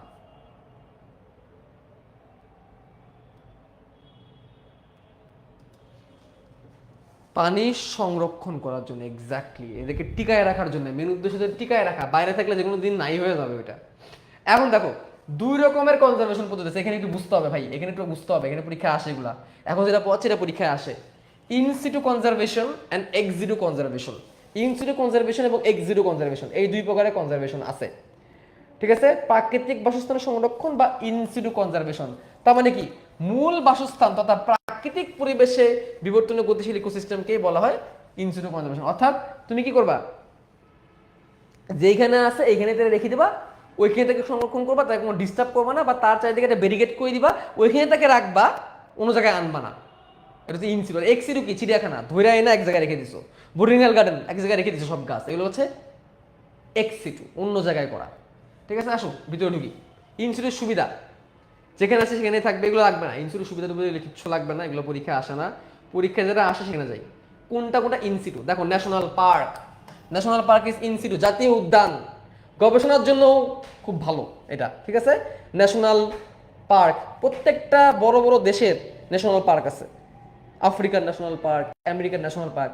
দেশের বাইরে যে ন্যাশনাল পার্ক আছে এখানে গেলে তো খুবই ভালো লাগে, খুবই ভালো লাগে, মন জুড়ায় যায়। বাংলাদেশের পার্কের তো অবস্থা খারাপ, তারপরেও এখন অবস্থা আগের থেকে একটু ভালো হয়েছে। ঠিক আছে, তো ন্যাশনাল পার্ক, বাংলাদেশের জাতীয় উদ্যান কোথায়? ভাওয়াল ন্যাশনাল পার্ক গাজীপুরে, মধুপুর টাঙ্গাইল ময়মনসিংহে, রামসাগর সব থেকে ছোট, জেনে রাখতে পারো। হিমছড়ি সর্বপ্রথম ন্যাশনাল পার্ক জানতে হবে, কক্সবাজার জানতে হবে সর্বপ্রথম ন্যাশনাল পার্ক কোনটা। কাপ্তায় আছে, জেনে নাও। আর সব লাগবে না, এই কটা ন্যাশনাল পার্ক আমাদের আছে, যে কটা আমি বললাম এই কটা পড়লেই চলবে। ইকো পার্ক, ইকো পার্ক কি? ইকোলজিক্যাল পার্ক বলা হয় এটাকে সংক্ষিপ্তে। যেমন পাহাড়ে ইকো পার্ক অনেক আছে। ইকো পার্ক মানে কি, ন্যাশনাল পার্কে যেভাবে আছে as is, as it is, তুমি উল্টাপাল্টা কিচ্ছু করবে না। ইকো পার্কটা তুমি একটু মডিফাই করবা, একটু চেঞ্জ আনবা। ঠিক আছে, এবং একটা বনাঞ্চল একটা অংশ নিয়ে এটাকে করা হয়, যেমন পাহাড়ের একটা অংশ যেটা অনেক সুন্দর, এটাকে তুমি ইকো পার্ক বানাবা। এটা একটা অংশ নিয়ে তুমি করবা, এটাকে বলা ইকো পার্ক। ঠিক আছে, ইকো পার্ক একটা অংশ নিয়ে। বাংলাদেশে ইকো পার্ক সব থেকে বড় সেটা কোনটা ইকো পার্ক? আমি গেছি, প্রাকৃতিক ভাবে এখানে সাইকাস জন্মায়, বুঝতে পারছো? ঠিক আছে, এবং 154 প্রজাতির উদ্ভিদ এখানে আছে, আমি গেছি। এবং চন্দ্রনাথ পাহাড় আছে, আমি এটা দেখছি। এই পাহাড়কে কেন্দ্র করেই দেখা গেছে ওই একটা অঞ্চল তৈরি হয়েছে। মধুলিলা ইকো পার্ক আছে, মাধবকুন্ড ইকো পার্ক আছে, কুয়াকাটা ইকো পার্ক আছে, এর মধ্যে সীতাকুণ্ড ইকো পার্কটা অনেক বড়। আচ্ছা, সাফারি পার্ক, এবার আসে সাফারি পার্ক। সাফারি পার্ক কি? সাফারি পার্ক এক ধরনের সংরক্ষিত বনভূমি যেখানে বন্য প্রাণীরা ন্যূনতম প্রাকৃতিক পরিবেশে সংরক্ষিত থাকে, মুক্ত অবস্থায় স্বাধীনভাবে বিচরণ করতে পারে, দর্শনার্থী যেতে পারে। ঠিক আছে, এটাকে বলা হয় ইকো, মানে সাফারি পার্ক। ইকো পার্কে সাধারণত বন্য প্রাণী সাধারণত এইভাবে করে খুব বেশি থাকে না, কিন্তু সাফারি পার্কে থাকে এবং সামান্য একটু সংরক্ষণ এখানে করা হয়, সামান্য একটু ব্যারিকেড দেওয়া হয়, তাছাড়া সবকে এবং মানুষ এখানে যেতে পারে। সাফারি পার্কের উদ্দেশ্য হলো ইকো ট্যুরিজম, বিনোদন, কনজারভেশন, জনগণের সংরক্ষণ ইত্যাদি। বাংলাদেশ আছে শেখ মুজিবুর সাফারি পার্ক দুল হাজরা, আর বঙ্গবন্ধু শেখ মুজিবুর সাফারি পার্ক গাজীপুর। এটা অনেক বড়, এটা অনেক বড়। প্রথমটা কোথায় এটা জানতে হবে। ঠিক আছে, তো আয়তনের দিক থেকে এটা সব থেকে বড়। ঠিক আছে, সাফারি পার্ক যেটা গাজীপুর, সেটা সেটা সেটা সেটা সেটা আয়তনটা দেয়নি। এটা আয়তন দেখো, এই যে সাফারি পার্ক গাজীপুর, এটা আয়তন সব থেকে বড়। আর সর্বপ্রথম হচ্ছে এটা, জানতে হবে কোনটা বড়। গাজীপুর এটা সব থেকে বড়। আচ্ছা, বন্যভূমি বন্যজীবের অভয়ারণ্য। ঠিক আছে, কোনো কিছু তুমি টাচ করবা না, ওখানে যেরকম আছে সেভাবে থাকবে, কোনো কিছু তুমি টাচ করবা না, অভয়ারণ্য ঘোষণা করবা, ওয়াইল্ড লাইফ স্যাংচুয়ারি বলে ঘোষণা করবা, যেভাবে আছে সেভাবে থাকবে, এর টাকা লাগবে না এগুলো কিছু। গেম রিজার্ভ, এগুলো অত কিছু লাগে না। মানে গেম রিজার্ভটা কি? টেকনাফে আছে game reserve, Cox's Bazar game reserve আছে। অভয়ারণ্য মানে হচ্ছে তুমি এখানে ধরতেই পারবা না, কিচ্ছু করতে পারবা না, গেলেও কেস হয়ে যাবে। আর গেম রিজার্ভ কি একটা নির্দিষ্ট টাইমে তোমাকে এখানে শিকার করতে দিবে, নির্দিষ্ট টাইমে তোমাকে এখানে কি করতে হবে, শিকার করতে দিবে। ঠিক আছে, অনুমতি নিয়ে করতে পারবা। বিশ্ব ঐতিহ্য ওয়ার্ল্ড হেরিটেজ যেমন আমাদের সুন্দরবন, মৎস্য আশ্রম যেমন হালদা নদী, ওইখানেও নির্দিষ্ট সময় শিকার করা যায় মাছ। ঠিক আছে, কিন্তু যেগুলো অভয়াশ্রম দিচ্ছে সেখানে আবার যেতে পারবা না। কিন্তু একটা প্রশ্ন করতে পারবো, অভয়াশ্রম যেখানে সেখানে তুমি কোনো জায়গায় টাচ করতে পারবে না, মাছের ক্ষেত্রে এটা করছে। টাঙ্গুয়ার হাওর বাংলাদেশে একটি ওয়াটার ওয়েটল্যান্ড, এটা ছয়, এত কিছু দরকার নেই। ক্রিটিক্যাল এরিয়া হিসেবে ঘোষণা করা, এটাকে রামসার সাইট ঘোষণা করছে টাঙ্গুয়ার হাওরকে ক্রিটিক্যাল এরিয়া। তুমি এখানে উল্টাপাল্টা করতে পারবে না। রামসার ইরানের একটি শহরের নাম। আচ্ছা থাক, হাকুলকি হাওর এগুলো এত কিছু লাগবে না, হালদা নদী এগুলো এত কিছু লাগবে না। কৃত্রিম বাসস্থান, এবার আসো এক্সিটু, এবার আসবো এক্সিটু। এক্সিটু অনেক ইম্পর্টেন্ট, এখান থেকে কোনটা কি দেখে জানলেই চলে, কোনটা ইনসিটু কোনটা এক্সিটু। কোনটা এক্সিটু?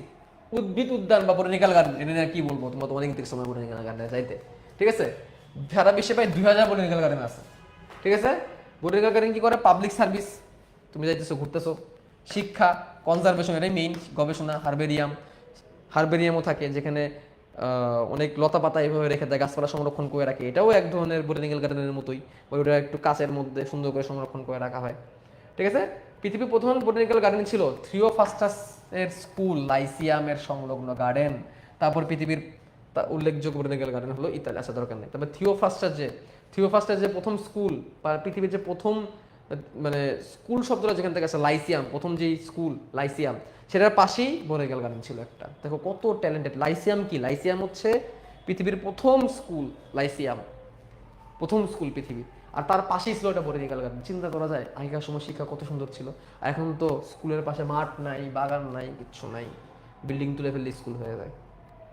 আচ্ছা, বোটানিক্যাল গার্ডেনের পরে গেল বীজ ব্যাংক, যেখানে তুমি সিড রেখে দিবা, বীজকে রেখে দিবা সংরক্ষণ করে। ফিল্ড জিন ব্যাংক, তুমি জিন রেখে দিবা সংরক্ষণ করে, যাতে করে হারায় না যায়, এগুলো এত কিছু লাগবে না। চিড়িয়াখানা, জানো তো চিড়িয়াখানা মানে কি? বাংলাদেশের জাতীয় চিড়িয়াখানা মিরপুর, এগুলো তুমি সংরক্ষণ করছো, এখানে তুমি কি করছো? সংরক্ষণ করছো। নিম্ন তাপমাত্রা সংরক্ষণ, সেম নিম্ন তাপমাত্রা সংরক্ষণ, যেখানে 90% আপেক্ষিক আর্দ্রতা 4 থেকে 5 ডিগ্রি তাপমাত্রায় গোলালোকে অনেক মাস সীমা করে সহ্য রাখা যায়। গোলালোকে রেখে দিছে, পরে লাগাচ্ছে, পরে রোপণ করতেছে, একটা তাপমাত্রা দিয়ে গরমের সময়টা পার করতেছে। ঠিক আছে, ইনভিট্রো, কাচের মধ্যে করতেছে, ভিট্রো মানে কাচ, ইন মানে ভিতরে, কাচের মধ্যে তোমার সংরক্ষণ করতেছে, চাইলে করা যায়। ক্যালাস কালচার মনে আছে? টিস্যু কালচার, এটা সেম ইনভিট্রো কালচার, এটাই এর মধ্যে পড়ে। ডিএনএ পর্যন্ত সংরক্ষণ করে রাখতেছে যাতে করে হারায় না যায়। তোমরা যারা ইন্টারস্টেলার মুভি দেখছো তারা বলতে পারবা, পরাগরেণু সংরক্ষণ করে রাখতেছে যাতে একটা উদ্ভিদ বিলুপ্ত না হয়ে যেতে পারে। ইন্টারস্টেলার মুভি যারা দেখছো তারা ইনভিট্রো সংরক্ষণ, ডিএনএ সংরক্ষণ বা বুঝবা। টিস্যু মানে যারা সায়েন্স ফিকশন মুভি দেখছো, এটা সত্য। ডিএনএ কে সংরক্ষণ করে রাখা হচ্ছে, জিনকে সংরক্ষণ করে রাখা হচ্ছে, যাতে করে বিলুপ্ত না হয়ে যায়, কোনো একটা বড় দুর্যোগ হইলে ওগুলো যে টিকে থাকে। আর এখন আরো সিম্পল অনলাইনে ক্লাস, তাই বুঝলাম না কিসের কথা বললাম। কোন কোন প্রজাতি সংরক্ষণ রাখতে হয়, যেটা রেয়ার, এন্ডেঞ্জার্ড, অর্থনৈতিকভাবে দরকার, ট্যাক্সোনমিক্যালি দরকার, ঠিক আছে গেল। এই যে পার্থক্য করবা তাহলে সব হয়ে যাবে, পার্থক্যের মধ্যে সব আছে, কোনটা ইনস্টিটিউট কোনটা এক্সটিটিউট সব এখানে আছে, ঠিক আছে। এই পার্থক্যটা ভালো করে করবা। জীবিত সংরক্ষণের প্রয়োজনীয়তা, ভাই এগুলো রিডিং দিবা, এগুলো রিডিং। কয়েকটা জিনিস আছে নাম জানতে হবে, যেমন IUCN, international union for conservation of natural and natural resources জানতে হবে। WWF, world wild life fund,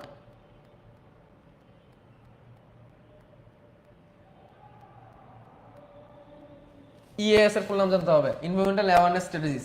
UNICEF ফুল নাম জানতে হবে, United Nations international children emergency fund, এটাও কাজ করে এটার সাথে। এগুলোর ফুল মিনিং জানতে হবে, অ্যাব্রিভিয়েশন। জীববৈচিত্র্য সংরক্ষণ কেন দরকার বলেই পারবা, এগুলা reading. IUCN red list categories, এটা তো জানতে হবে। IUCN কনজারভেশন কখন রেড লিস্টেড করে, যখন একটা জিনিস এন্ডেঞ্জার্ড, খুবই খারাপ অবস্থা। ক্যাটাগরি কেমন, এক্সটিংক্ট স্পিসিস বা বিলুপ্ত প্রজাতি, যেটা নাই, শেষ, বিলুপ্ত হয়ে গেছে, ঠিক আছে। বাংলাদেশের এরকম আছে, আর নাই, সদস্য নাই, পুরো পৃথিবীতে কোথাও তুমি পাবা না, ঠিক আছে। সর্বশেষ সদস্য যে মৃত্যু লাভ করে, তোমার কাছে লিস্টেড ছিল এটা সর্বশেষ এবং সেটাই মারা গেছে, তার মানে শেষ, এক্সটিংক্ট, বিলুপ্ত। এইভাবেই বিলুপ্ত হয়ে যায়, এভাবেই কি হয়ে যায়, বিলুপ্ত হয়ে যায়, ঠিক আছে। এটাকে আটকাইতে হবে। এক্সটিংক্ট ইন দ্য ওয়াইল্ড, বন্য পরিবেশে বিলুপ্ত বা তুমি সংরক্ষণ করে রাখছো। ক্রিটিক্যালি এন্ডেঞ্জার্ড বা অতি বিপন্ন, বিলুপ্তির কারণসমূহ অব্যাহত থাকলে যে প্রজাতির নিকট ভবিষ্যতে খুব তাড়াতাড়ি নাই হয়ে যাবে। একটা আছে নাই, শেষ, কোথাও নাই, সর্বশেষটা সংরক্ষণ ছিল সেটাও মারা গেছে, শেষ। আর একটা আছে ন্যাচারালি এক্সটিংক্ট, মানে প্রাকৃতিকভাবে নাই, তুমি সংরক্ষণ করে রাখছো, ওটা যদি মারা যায় তাহলে পুরোপুরি বিপন্ন, মানে পুরোপুরি বিলুপ্ত। আর এটা অতি বিপন্ন, মানে যে হারে নষ্ট হইতেছে খুব তাড়াতাড়ি নাই হয়ে যাবে, যেমন royal Bengal tiger. Endangered species, বিপন্ন প্রাণী, বিলুপ্তির প্রাণসমূহ অব্যাহত থাকলে যে প্রজাতি ভবিষ্যতে অতি বিপন্ন অবস্থায় যাবে। ভালনারেবল স্পিসিস, বিপদের সংখ্যায় আছে, মানে খুব তাড়াতাড়ি এদের অবস্থা টাইট হইতে যাচ্ছে। রেয়ার স্পিসিস, মানে সেটা পাওয়া যায় না, বিরল, এটা বিপন্ন না। এখানে উঠতি বিপন্ন, বিপন্ন, বিপদগ্রস্ত শ্রেণী তিনটাকে একত্র করে হুমকিগ্রস্ত বলা হয়েছে একটা। রেয়ার মানে খুব অল্প পরিমাণে ছিল, আগে থেকে অল্প পরিমাণে ছিল এবং খুব বেশি এটা পাওয়া যায় না।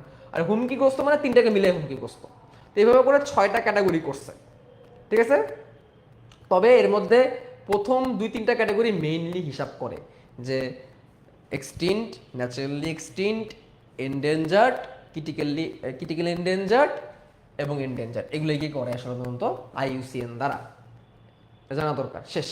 IUCN এর ফুল মিনিং জানবা, international union for conservation of nature and natural resource. আজকে আমি খাতায় কিছু লিখলাম না, যতটুকু দেখাই দিছি এর মধ্যেই পড়ার চেষ্টা করো, এর বাইরে আসলে ঢোকার দরকার নাই, কারণ ঢুকলে আসলে শুধু তোমাদের প্রেশারই বাড়বে, বুঝতে পারছো। কারণ এগুলা বুঝুই তো, এই চ্যাপ্টার, এইসব চ্যাপ্টার পড়ার অভাব নাই, ওকে।